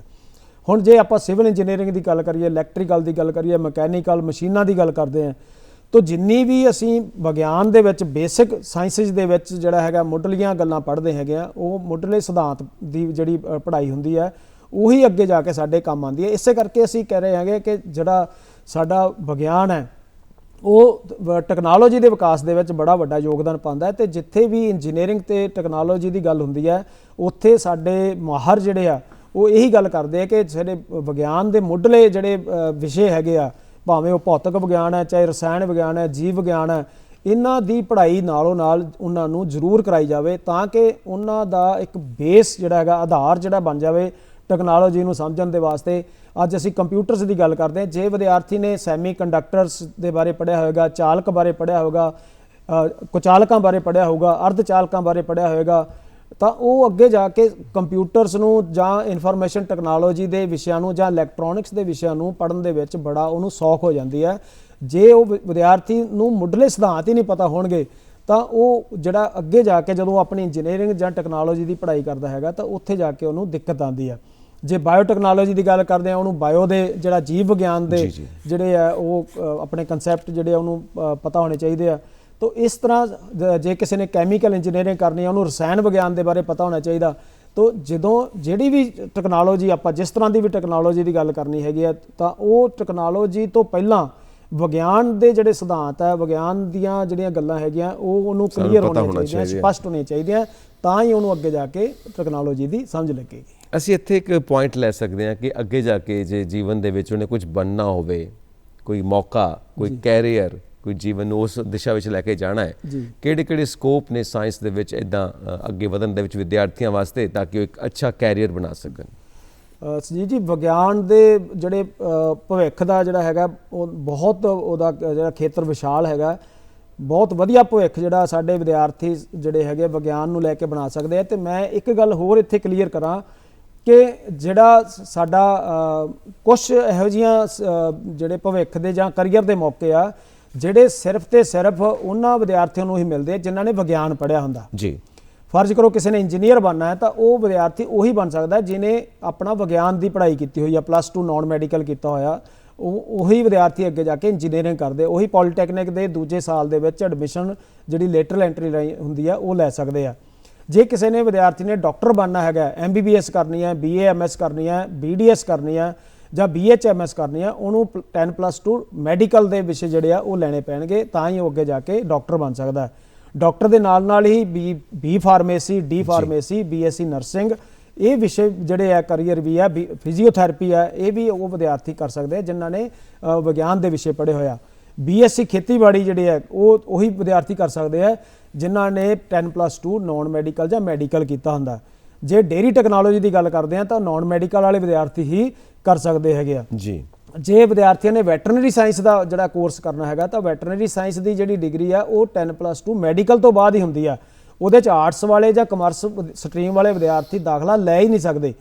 ਤਾਂ ਮੈਂ ਤਾਂ ਇਸ 'ਤੇ ਜ਼ੋਰ ਦੇ ਰਿਹਾ ਹੈਗਾ ਕਿ ਕੁਛ ਜਿਹੜੀਆਂ ਸਾਡੀਆਂ ਅੱਗੇ ਜਾ ਕੇ ਕੋਰਸ ਵਿਦਿਆਰਥੀਆਂ ਨੂੰ ਹੁਣ, ਕਿਉਂਕਿ ਹੁਣ ਇਹਨਾਂ ਦਿਨਾਂ ਦੇ ਵਿੱਚ ਵਿਦਿਆਰਥੀਆਂ ਨੂੰ ਪਤਾ ਹੋਣਾ ਚਾਹੀਦਾ ਕਿ ਅੱਗੇ ਜਾ ਕੇ ਜਿਹੜੇ ਸਾਡੇ ਭਵਿੱਖ ਦੇ ਕੋਰਸ ਹੈਗੇ ਆ, ਕੁਛ ਕੋਰਸ ਇਹ ਜਿਹੇ ਆ ਜਿਹੜੇ ਸਿਰਫ ਤੇ ਸਿਰਫ ਉਹਨਾਂ ਵਿਦਿਆਰਥੀਆਂ ਨੂੰ ਮਿਲਣੇ ਆ ਜਿਨ੍ਹਾਂ ਨੇ ਵਿਗਿਆਨ ਦੀ ਪੜ੍ਹਾਈ ਕੀਤੀ ਹੁੰਦੀ ਹੈ। ਜੇ ਕਿਸੇ ਨੇ ਆਰਮੀ ਦੇ ਵਿੱਚ ਜਾਣਾ ਹੈਗਾ, ਟੈਕਨੀਕਲ ਐਂਟਰੀ ਦੇ ਵਿੱਚ ਜਾਣਾ ਹੈਗਾ, ਤਾਂ ਉਹ 10+2 ਹੋਣੇ ਨਾਨ ਮੈਡੀਕਲ ਵਿਸ਼ਿਆਂ ਦੇ ਨਾਲ ਘੱਟੋ ਘੱਟ 70% ਅੰਕਾਂ ਦੇ ਨਾਲ ਕੀਤੀ ਹੋਣੀ ਚਾਹੀਦੀ ਹੈ। ਏਅਰਮੈਨ ਬਣਨਾ ਹੈ ਤਾਂ ਵੀ ਉਹਨੂੰ ਜਿਹੜਾ ਹੈਗਾ ਸਾਇੰਸ ਦੇ ਵਿਸ਼ਿਆਂ ਦੇ ਨਾਲ ਕਰਨਾ। NDA ਦੇ ਵਿੱਚ ਜਿਹੜਾ ਆਰਮੀ ਦੇ ਵਿੱਚ ਤਾਂ ਦੂਸਰੀਆਂ ਸਟਰੀਮ ਵਾਲੇ ਵੀ ਚਲੇ ਜਾਂਦੇ ਆ, ਪਰ ਜਿਹੜੀ ਇੰਡੀਅਨ ਏਅਰ ਫੋਰਸ ਆ ਜਾਂ ਇੰਡੀਅਨ ਨੇਵੀ ਆ ਉਹਦੇ ਵਿੱਚ ਸਿਰਫ ਤੇ ਸਿਰਫ ਜਿਹੜੇ ਸਾਡੇ ਵਿਗਿਆਨ ਦੇ ਵਿਸ਼ਿਆਂ ਦੇ ਵਿਦਿਆਰਥੀ ਹੀ NDA ਦੇ ਵਿੱਚ ਉਹਨਾਂ ਦੋ ਜਿਹੜੀਆਂ ਸਾਡੀਆਂ ਫੋਰਸਿਸ ਆ ਉਹਦੇ ਵਿੱਚ ਜਾ ਸਕਦੇ ਆ। ਤੇ ਏਅਰਕ੍ਰਾਫਟ ਮੇਨਟੇਨੈਂਸ ਇੰਜੀਨੀਅਰਿੰਗ ਕੋਰਸ ਹੈਗਾ, ਉਹਦੇ ਵਿੱਚ ਵੀ ਉਹੀ ਵਿਦਿਆਰਥੀ ਕਰ ਸਕਦੇ ਜਿਹਨੇ 10+2 ਨਾਨ ਮੈਡੀਕਲ ਕੀਤਾ ਹੁੰਦਾ। ਤਾਂ ਕਹਿਣ ਦਾ ਮਤਲਬ ਇਹ ਹੈ ਕਿ ਸਾਡੇ ਕੋਲ ਜਿੰਨੀ ਵੀ ਅੱਗੇ ਟੈਕਨੋਲੋਜੀ ਨਾਲ ਸੰਬੰਧਿਤ ਪੜ੍ਹਾਈ ਹੈ ਜਾਂ ਖੇਤੀਬਾੜੀ ਨਾਲ ਸੰਬੰਧਿਤ ਪੜ੍ਹਾਈ ਹੈ ਜਾਂ ਡਾਕਟਰੀ ਦੇ ਨਾਲ ਸੰਬੰਧਿਤ ਪੜ੍ਹਾਈ ਹੈ ਜਾਂ ਪੁਲਾੜ ਦੇ ਨਾਲ ਜਿਹੜੀ ਸੰਬੰਧਿਤ ਪੜ੍ਹਾਈ ਹੈਗੀ ਆ ਜਾਂ ਨਿਊਕਲੀਅਰ એનર્ਜੀ ਦੇ ਨਾਲ ਸੰਬੰਧਿਤ ਪੜ੍ਹਾਈ ਹੈਗੀ ਆ, ਉਹਦੇ ਵਿੱਚ ਤੁਹਾਡੇ ਸਾਰੇ ਸਿਰਫ ਉਹੀ ਵਿਦਿਆਰਥੀ ਅੱਗੇ ਜਿਹੜੇ ਸਫਲ ਹੁੰਦੇ ਆ ਜਿਨ੍ਹਾਂ ਨੇ ਵਿਗਿਆਨ ਨੂੰ ਅਪਣਾਇਆ ਹੁੰਦਾ। ਤਾਂ ਵਿਗਿਆਨ ਨੂੰ ਅੱਜ ਦੇ ਦਿਨ ਦੇ ਉੱਤੇ ਆਪਾਂ ਇਹ ਜਿਹੜਾ ਹੈਗਾ ਜ਼ਰੂਰ ਕਰਨਾ ਹੈਗਾ ਕਿ ਆਪਾਂ ਵਿਗਿਆਨ ਨੂੰ ਅਪਣਾਈਏ ਔਰ ਅੱਗੇ ਜਾ ਕੇ ਆਪਣਾ ਵਧੀਆ ਭਵਿੱਖ, ਆਪਣਾ ਵਧੀਆ ਕਰੀਅਰ ਬਣਾਈਏ। ਵੀ ਬਿਲਕੁਲ ਠੀਕ ਆ। ਦੇਖੋ ਨਾ, ਇਨਸਾਨ ਦਾ ਇਤਿਹਾਸ ਜਿੰਨਾ ਪੁਰਾਣਾ ਹੈ, ਵਿਗਿਆਨ ਦਾ ਵੀ ਇਤਿਹਾਸ ਉਨਾ ਹੀ ਪੁਰਾਣਾ ਹੈ। ਇਹ ਪ੍ਰਕਿਰਤੀ ਦੇ ਨਿਯਮ ਨੇ, ਸਾਰੇ ਕੁਦਰਤ ਦੇ ਹੀ ਸਿਧਾਂਤ ਨੇ ਜਿਹੜੇ ਇਨਸਾਨ ਨੇ ਜਾਣਨੇ ਸ਼ੁਰੂ ਕੀਤੇ। ਜਦੋਂ ਇਨਸਾਨ ਇਹਨਾਂ ਸਿਧਾਂਤਾਂ ਬਾਰੇ ਨਹੀਂ ਸੀ ਜਾਣਦਾ, ਉਦੋਂ ਵੀ ਇਹ ਸਿਧਾਂਤ ਉਹਦੇ ਜੀਵਨ ਦੇ ਵਿੱਚ ਕੰਮ ਕਰ ਰਹੇ ਸੀ। ਠੀਕ ਹੈ, ਉਹ ਸ਼ੁਰੂ ਤੋਂ ਹੀ ਕੰਮ ਕਰ ਰਹੇ ਨੇ, ਪਰ ਉਹਨੂੰ ਪਤਾ ਨਹੀਂ ਸੀ। ਜਿਉਂ-ਜਿਉਂ ਪਤਾ ਲੱਗਣਾ ਸ਼ੁਰੂ ਹੋਇਆ, ਤਿਉਂ-ਤਿਉਂ ਉਹਨੇ ਕੁਦਰਤ ਦੇ ਨਾਲ ਤਾਲਮੇਲ ਬਣਾ ਕੇ ਅੱਗੇ ਤਰੱਕੀ ਕਰਨੀ ਸ਼ੁਰੂ ਕਰ ਦਿੱਤੀ। ਸੋ ਜਦੋਂ ਅਸੀਂ ਕੁਦਰਤ ਦੇ ਨਾਲ ਤਾਲਮੇਲ ਬਣਾ ਕੇ ਤੁਰਦੇ ਹਾਂ, ਉਦੋਂ ਅਸੀਂ ਵਿਗਿਆਨ ਦੀ ਸਹੀ ਵਰਤੋਂ ਕਰਦੇ ਹਾਂ। ਪਰ ਜਦੋਂ ਕੁਦਰਤ ਦੇ ਖਿਲਾਫ ਜਾਂਦੇ ਹਾਂ, ਉਦੋਂ ਵਿਗਿਆਨ ਦੇ ਸਿਧਾਂਤਾਂ ਦਾ ਅਸੀਂ ਗਲਤ ਇਸਤੇਮਾਲ ਕਰਦੇ ਹਾਂ। ਤੇ ਵੱਡੇ ਵੱਡੇ ਸਾਇੰਟਿਸਟ ਵੀ ਇਹੀ ਕਹਿੰਦੇ ਨੇ ਕਿ ਤੁਸੀਂ ਉਸੇ ਯੂਰੇਨੀਅਮ ਦੇ ਨਾਲ ਬਿਜਲੀ ਪੈਦਾ ਕਰ ਸਕਦੇ ਹੋ, ਉਸੇ ਯੂਰੇਨੀਅਮ ਦੇ ਨਾਲ ਤੁਸੀਂ ਐਟਮ ਬੰਬ ਬਣਾ ਸਕਦੇ ਹੋ। ਬਿਲਕੁਲ। ਹੁਣ ਤੁਹਾਡੀ ਸੋਚ ਹੈ ਕਿ ਤੁਸੀਂ ਬਿਜਲੀ ਪੈਦਾ ਕਰਕੇ ਸਾਰੀ ਦੁਨੀਆ ਦਾ ਭਲਾ ਕਰਨਾ ਹੈ ਜਾਂ ਐਟਮ ਬੰਬ ਬਣਾ ਕੇ ਦੁਨੀਆ ਨੂੰ ਤਬਾਹ ਕਰਨਾ ਹੈ, ਇਹ ਤੁਹਾਡੀ ਸੋਚ ਦੇ ਉੱਤੇ ਹੈ। ਤਾਂ ਤੁਹਾਡੇ ਸੰਦੇਸ਼ ਵਜੋਂ ਅਸੀਂ ਲਵਾਂਗੇ ਕਿ ਵਿਗਿਆਨ ਦੀ ਸਹੀ ਵਰਤੋਂ ਤੇ ਵਿਗਿਆਨ ਦੀ ਦੁਰਵਰਤੋਂ, ਇਹ ਸੋਚ ਕਿੱਦਾਂ ਦੀ ਅਸੀਂ ਆਪਣੇ ਅੰਦਰ ਵਿਕਸਿਤ ਕਰੀਏ। ਦੇਖੋ, ਵਿਗਿਆਨ ਜਿਹੜਾ ਹੈਗਾ ਸਾਡੇ ਮਨੁੱਖਤਾ ਵਾਸਤੇ, ਮਨੁੱਖਤਾ ਦੀ ਭਲਾਈ ਵਾਸਤੇ ਬਣਿਆ ਹੈਗਾ, ਪਰ ਜਦੋਂ ਅਸੀਂ ਇਸ ਦੀ ਦੁਰਵਰਤੋਂ ਕਰਦੇ ਹੈਗੇ ਆ ਉਦੋਂ ਵਿਗਿਆਨ ਸਾਡੇ ਵਾਸਤੇ ਸ਼ਰਾਪ ਬਣ ਜਾਂਦਾ ਹੈਗਾ। ਫਰਜ਼ ਕਰੋ ਜਿਵੇਂ ਤੁਸੀਂ ਹੁਣੇ ਗੱਲ ਕੀਤੀ ਹੈ, ਨਿਊਕਲੀਅਰ ਊਰਜਾ ਦੀ ਗੱਲ ਕੀਤੀ ਹੈ ਜਾਂ ਐਟਮੀ ਊਰਜਾ ਦੀ ਗੱਲ ਕੀਤੀ ਹੈ, ਜਦੋਂ ਆਇਨਸਟਾਈਨ ਨੇ ਇਹਦੀ ਜਿਹੜੀ ਆ ਖੋਜ ਕੀਤੀ ਹੈਗੀ ਆ ਜਾਂ ਹੋਰ ਵਿਗਿਆਨੀਆਂ ਨੇ ਜਿਹੜਾ ਹੈਗਾ ਇਹਦੇ ਉੱਤੇ ਕੰਮ ਕੀਤਾ ਹੈਗਾ, ਜਿਹੜੀਆਂ ਨਿਊਕਲੀਅਰ ਪ੍ਰਤੀਕਿਰਿਆਵਾਂ ਜਿਹੜੀਆਂ ਹੈਗੀਆਂ ਵਿਕਸਿਤ ਹੋਈਆਂ ਸੀਗੀਆਂ, ਉਹਨਾਂ ਦਾ ਮਕਸਦ ਸੀਗਾ ਕਿ ਅਸੀਂ ਇਹਨੂੰ ਊਰਜਾ ਦੇ ਤੌਰ ਦੇ ਉੱਤੇ ਜਿਹੜਾ ਹੈਗਾ ਅਪਣਾਈਏ, ਇਹਦੇ ਤੋਂ ਬਿਜਲੀ ਪੈਦਾ ਕਰੀਏ, ਇਹਦੇ ਤੋਂ ਜਿਹੜੇ ਮੈਡੀਕਲ ਖੇਤਰ ਦੇ ਵਿੱਚ ਵਰਤੇ ਜਾਂਦੇ ਰੇਡੀਓ ਆਈਸੋਟੋਪ ਹੈ ਉਹਨਾਂ ਦੀ ਜਿਹੜੀ ਹੈ ਉਹ ਖੋਜ ਕੀਤੀ ਜਾਵੇ, ਉਹਨਾਂ ਨੂੰ ਵਿਕਸਿਤ ਕੀਤਾ ਜਾਵੇ। ਪਰ ਉਹ ਹੁਣ ਅਸੀਂ ਕਰ ਵੀ ਰਹੇ ਹਾਂ, ਕਿਉਂਕਿ ਨਿਊਕਲੀਅਰ ਰਿਐਕਟਰ ਜਿਹੜੇ ਆ ਸਾਡੇ ਇੰਡੀਆ ਦੇ ਵਿੱਚ ਜਿੰਨੇ ਵੀ ਲੱਗੇ ਹੋਏ ਆ, ਉਹਦੇ ਤੋਂ ਬੜੀ ਵੱਡੀ ਪੱਧਰ ਦੇ ਉੱਤੇ ਅਸੀਂ ਬਿਜਲੀ ਪੈਦਾ ਵੀ ਕਰ ਰਹੇ ਹਾਂ। ਤਾਂ ਜੇ ਅਸੀਂ ਵਿਗਿਆਨ ਦੀ ਸਹੀ ਤਰੀਕੇ ਨਾਲ ਵਰਤੋਂ ਕਰਦੇ ਹਾਂ ਤਾਂ ਫਿਰ ਤਾਂ ਸਾਡੇ ਮਨੁੱਖਤਾ ਵਾਸਤੇ ਇਹ ਬੜਾ ਲਾਹੇਵੰਦ ਹੁੰਦਾ, ਮਨੁੱਖਤਾ ਦਾ ਕਲਿਆਣ ਹੁੰਦਾ, ਮਨੁੱਖਤਾ ਦੀ ਭਲਾਈ ਦੇ ਵਿੱਚ ਇਹਦੀ ਜਿਹੜੀ ਵਰਤੋਂ ਹੁੰਦੀ ਹੈ। ਪਰ ਜਦੋਂ ਅਸੀਂ ਇਹਦੀ ਦੁਰਵਰਤੋਂ ਕਰਦੇ ਹਾਂ, ਫਰਜ਼ ਕਰੋ ਅਸੀਂ ਜਿਹੜਾ ਐਟਮ ਬੰਬ ਦੀ ਗੱਲ ਕਰਦੇ ਹਾਂ ਜਾਂ ਜਿਹੜੇ ਅੱਜ ਨਿਊਕਲੀਅਰ ਬੰਬ ਦੀ ਵੀ ਗੱਲ ਹੋ ਰਹੀ ਹੈ, ਤਾਂ ਇਹ ਜਿਹੜੀ ਬੰਬ ਜਿਹੜੇ ਮੁੱਖ ਤੌਰ ਤੇ ਜਦੋਂ ਬਣਾਇਆ ਸੀਗਾ ਇਹ ਵੱਡੀਆਂ ਚਟਾਨਾਂ ਨੂੰ ਤੋੜਨ ਵਾਸਤੇ ਜਿਹੜਾ ਹੈਗਾ, ਜਾਂ ਜਿਹੜਾ ਹੈਗਾ ਡਾਇਨਾਮਾਈਟ ਦੀ ਖੋਜ ਹੋਈ ਸੀਗੀ। ਤਾਂ ਉਸ ਤੋਂ ਬਾਅਦ ਜੇ ਅਸੀਂ ਇਹਨੂੰ ਵਿਸਫੋਟਕ ਦੇ ਪਾਸੇ ਵੱਲ ਲੈ ਕੇ ਜਾਂਦੇ ਹਾਂ ਜਾਂ ਅਸੀਂ ਇਹਦੀ ਜਿਹੜੀ ਕਿਸੇ ਤਰ੍ਹਾਂ ਦੀ ਤਬਾਹੀ ਦੇ ਵਾਸਤੇ ਇਹਨੂੰ ਵਰਤੋਂ ਕਰਦੇ ਹੈਗੇ ਆ, ਤਾਂ ਇਹ ਵਿਗਿਆਨ ਜਿਹੜਾ ਹੈਗਾ ਸਾਡੇ ਵਾਸਤੇ ਸ਼ਰਾਪ ਬਣ ਜਾਂਦਾ ਹੈਗਾ। ਜਿਵੇਂ ਪਹਿਲਾ ਜਿਹੜਾ ਐਟਮੀ ਬੰਬ ਹੈਗਾ ਉਹ ਹੀਰੋਸ਼ੀਮਾ ਨਾਗਾਸਾਕੀ ਦੇ ਉੱਤੇ ਜਿਹੜਾ ਹੈਗਾ ਜਾਪਾਨ ਦੇ ਸ਼ਹਿਰ ਦੇ ਉੱਤੇ ਸੁੱਟਿਆ ਗਿਆ ਸੀਗਾ, ਤਾਂ ਕਿੰਨਾ ਵੱਡਾ ਨੁਕਸਾਨ, ਜਿਹੜਾ ਲੱਖਾਂ ਦੀ ਗਿਣਤੀ ਦੇ ਵਿੱਚ ਉੱਥੇ ਜਿਹੜੀਆਂ ਮੌਤਾਂ ਹੋਈਆਂ, ਲੋਕ ਉੱਥੇ ਅਪਾਹਜ ਹੋਏ। ਤਾਂ ਇਹ ਜਿਹੜਾ ਹੈਗਾ ਇਸ ਤਰ੍ਹਾਂ ਵਿਗਿਆਨ ਕਈ ਵਾਰ ਜਦੋਂ ਉਹਦੀ ਦੁਰਵਰਤੋਂ ਹੁੰਦੀ ਹੈ ਤਾਂ ਉਹ ਸਾਡੇ ਵਾਸਤੇ ਜਿਹੜਾ ਹੈਗਾ ਉਹ ਨੁਕਸਾਨਦੇਹ ਹੋ ਜਾਂਦਾ। ਪਰ ਆਪਾਂ ਜੇ ਵਿਗਿਆਨ ਦੀ ਸਹੀ ਵਰਤੋਂ ਕਰਦੇ ਹਾਂ, ਵਿਗਿਆਨ ਦੀਆਂ ਜਿਹੜੀਆਂ ਕਾਢਾਂ ਹੈਗੀਆਂ, ਵਿਗਿਆਨ ਦੀਆਂ ਖੋਜਾਂ ਹੈਗੀਆਂ, ਇਹ ਜਿਵੇਂ ਮੋਬਾਈਲ ਫੋਨ ਹੈ, ਕੰਪਿਊਟਰ ਹੈ, ਇੰਟਰਨੈਟ ਹੈ, ਜਿੰਨੇ ਵੀ ਅੱਜ ਤੁਹਾਡੇ ਕੋਲ ਸੁੱਖ ਸਹੂਲਤਾਂ ਵਿਗਿਆਨ ਨੇ ਦਿੱਤੀਆਂ ਹੋਈਆਂ, ਇਹਦੀ ਆਪਾਂ ਸਹੀ ਵਰਤੋਂ ਕਰੀਏ ਤਾਂ ਹੀ ਆਪਾਂ ਵਿਗਿਆਨ ਨੂੰ ਮਨੁੱਖਤਾ ਦਾ ਕਲਿਆਣ ਜਿਹੜਾ ਕਰਨ ਵਾਸਤੇ ਲਾਹੇਵੰਦ ਸਮਝ ਸਕਦੇ ਹਾਂ। ਨਹੀਂ ਤਾਂ ਜਿਹੜਾ ਹੈਗਾ ਇਹ ਕਈ ਵਾਰ ਜਿਹੜਾ ਹੈਗਾ ਸਾਡੇ ਵਾਸਤੇ ਨੁਕਸਾਨਦੇਹ ਹੋ ਜਾਂਦਾ ਜਦੋਂ ਇਸ ਦੀ ਅਸੀਂ ਦੁਰਵਰਤੋਂ ਕਰਦੇ ਹਾਂ। ਦੁਰਵਰਤੋਂ ਨੂੰ ਸੰਜੀਵ ਜੀ ਆਪਾਂ ਰੋਕਣਾ ਹੈਗਾ ਤੇ ਸਹੀ ਵਰਤੋਂ ਜਿਹੜੀ ਕਰਕੇ ਹੀ ਆਪਾਂ ਮਨੁੱਖਤਾ ਦਾ ਕਲਿਆਣ ਕਰ ਸਕਦੇ ਹਾਂ। ਸੋ ਅੱਜ ਖਾਸ ਦਿਨ ਹੈ, ਅੱਜ ਰਾਸ਼ਟਰੀ ਵਿਗਿਆਨ ਦਿਵਸ ਹੈ ਜੀ। ਕੋਈ ਸੰਦੇਸ਼ ਸਾਡੇ ਦਰਸ਼ਕਾਂ ਵਾਸਤੇ, ਸਾਡੇ ਬੱਚਿਆਂ ਵਾਸਤੇ ਜੋ ਸਾਇੰਸ ਦੇ ਵਿਦਿਆਰਥੀ ਨੇ? ਅੱਜ ਦੇ ਸੰਜੀਵ ਜੀ ਇੱਕੋ ਹੀ ਸੰਦੇਸ਼ ਹੈਗਾ ਕਿ ਆਪਾਂ ਜਿਸ ਤਰ੍ਹਾਂ ਵਿਗਿਆਨ ਦਿਵਸ ਦਾ ਮੁੱਖ ਮਕਸਦ ਹੀ ਇਹ ਹੈ ਕਿ ਵਿਗਿਆਨ ਨੂੰ ਅਸੀਂ ਹਰਮਨ ਪਿਆਰਾ ਬਣਾਉਣਾ ਹੈ। ਤਾਂ ਮੈਂ ਜਿੱਥੇ ਸਾਰੇ ਜਿੰਨੇ ਵੀ ਦਰਸ਼ਕ ਇਸ ਨੂੰ ਸੁਣ ਰਹੇ ਆ, ਵਿਦਿਆਰਥੀਆਂ ਨੂੰ ਸੰਦੇਸ਼ ਦੇਣਾ ਚਾਹਾਂਗਾ ਕਿ ਤੁਸੀਂ ਵਿਗਿਆਨ ਤੋਂ ਡਰੋ ਨਾ, ਵਿਗਿਆਨ ਨੂੰ ਅਪਣਾਓ। ਜਦੋਂ ਆਉਣ ਵਾਲਾ ਜਿਹੜਾ ਸਮਾਂ ਹੈਗਾ ਵਿਗਿਆਨ ਤੇ ਟੈਕਨੋਲੋਜੀ ਦਾ ਸਮਾਂ ਹੈਗਾ, ਵੱਧ ਤੋਂ ਵੱਧ ਵਿਗਿਆਨ ਦੇ ਨਾਲ ਜੁੜੋ ਔਰ ਵਿਗਿਆਨ ਦੇ ਨਾਲ ਜੁੜਨ ਤੋਂ ਬਾਅਦ ਜਿਹੜੇ ਸਾਡੇ ਆਮ ਲੋਕ ਹੈ ਉਹ ਵੀ ਇਹਦੇ ਨਾਲ ਜੁੜਨ, ਤਾਂ ਹੀ ਆਪਾਂ ਜਿਹੜਾ ਹੈਗਾ ਆਪਣੀ ਜਿਹੜੀ ਅੱਜ ਦਾ ਥੀਮ ਹੈਗਾ ਮਨੁੱਖਤਾ ਦਾ ਕਲਿਆਣ, ਉਹ ਮਨੁੱਖਤਾ ਦਾ ਕਲਿਆਣ ਤਾਂ ਹੀ ਹੋ ਸਕਦਾ ਜੇ ਅਸੀਂ ਵਿਗਿਆਨ ਦੇ ਨਾਲ ਜੁੜਾਂਗੇ। ਤਾਂ ਵੱਧ ਤੋਂ ਵੱਧ ਆਪਾਂ ਨੂੰ ਵਿਗਿਆਨ ਦੇ ਨਾਲ ਜੁੜਨਾ ਚਾਹੀਦਾ। ਸੋ ਬਹੁਤ ਬਹੁਤ ਸ਼ੁਕਰੀਆ ਕਿ ਤੁਸੀਂ ਇਸ ਵਿਸ਼ੇ ਦੇ ਉੱਤੇ ਜਾਣਕਾਰੀ ਦਿੱਤੀ ਔਰ ਸਾਨੂੰ ਪੂਰੀ ਉਮੀਦ ਹੈ ਕਿ ਸਾਡੇ ਦਰਸ਼ਕਾਂ ਨੂੰ ਇਹਦੇ ਨਾਲ ਬਹੁਤ ਜ਼ਿਆਦਾ ਫਾਇਦਾ ਹੋਏਗਾ ਤੇ ਵਿਗਿਆਨਿਕ ਸੋਚ ਅਪਣਾਉਣਗੇ ਤੇ ਵਹਿਮ ਭਰਮ ਜਿਵੇਂ ਤੁਸੀਂ ਕਿਹਾ ਸਾਡੇ ਸਮਾਜ 'ਚੋਂ ਅੰਧ ਵਿਸ਼ਵਾਸ ਦੂਰ ਹੋਣੇ ਚਾਹੀਦੇ ਨੇ, ਉਹ ਵੀ ਦੂਰ ਹੋਣਗੇ ਕਿਉਂਕਿ ਵਿਗਿਆਨ ਸਾਡੇ ਦਿਮਾਗ ਨੂੰ ਰੋਸ਼ਨ ਕਰਦਾ, ਸਾਡੇ ਵਿਚਾਰਾਂ ਨੂੰ ਰੋਸ਼ਨ ਕਰਦਾ। ਇਹ ਰੋਸ਼ਨੀ ਹਰ ਥਾਂ ਤੇ ਹੋਵੇ। ਤੁਹਾਡਾ ਬਹੁਤ ਬਹੁਤ ਸ਼ੁਕਰੀਆ। ਸ਼ੁਕਰੀਆ। जवानी चढ़ गई दिल में ऐसी कुंडी अड़ गई, रातों रात जवानी चढ़ गई। मैं हो चली छू मंतर मंतर मार जोगिया, आ जोगिया आजा, आ जोगिया आ जोगिया आजा, आ जोगिया आ जोगिया तेरा पा जोगिया, आ जोगिया आजा, आ जोगिया।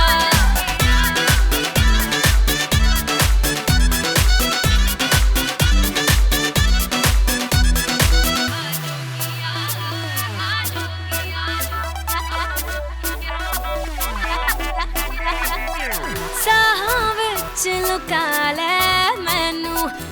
ਵਿੱਚ ਪਟਾਰੀ ਪਾ ਲੈ ਮੈਨੂੰ, ਸਾਹਾਂ ਵਿੱਚ ਲੁਕਾ ਲੈ ਮੈਨੂੰ, ਵਿੱਚ ਪਟਾਰੀ ਪਾ ਲੈ ਮੈਨੂੰ, ਸਾਹਾਂ ਵਿੱਚ ਲੁਕਾ ਲੈ ਮੈਨੂੰ, ਵਿੱਚ ਪਟਾਰੀ ਪਾ ਲੈ ਮੈਨੂੰ, ਸਾਹਾਂ ਵਿੱਚ ਲੁਕਾ ਲੈ ਮੈਨੂੰ, ਵਿੱਚ ਪਟਾਰੀ ਪਾ ਲੈ ਮੈਨੂੰ। ਉਮਾ ਯਾਰ ਦੇ ਬੱਚੇ ਖੜਕੇ ਤਾਰ ਜੋਗੀਆਂ, ਆ ਜੋਗੀਆਂ ਜਾ ਆ ਜੋਗੀਆਂ, ਆ ਜੋਗੀਆਂ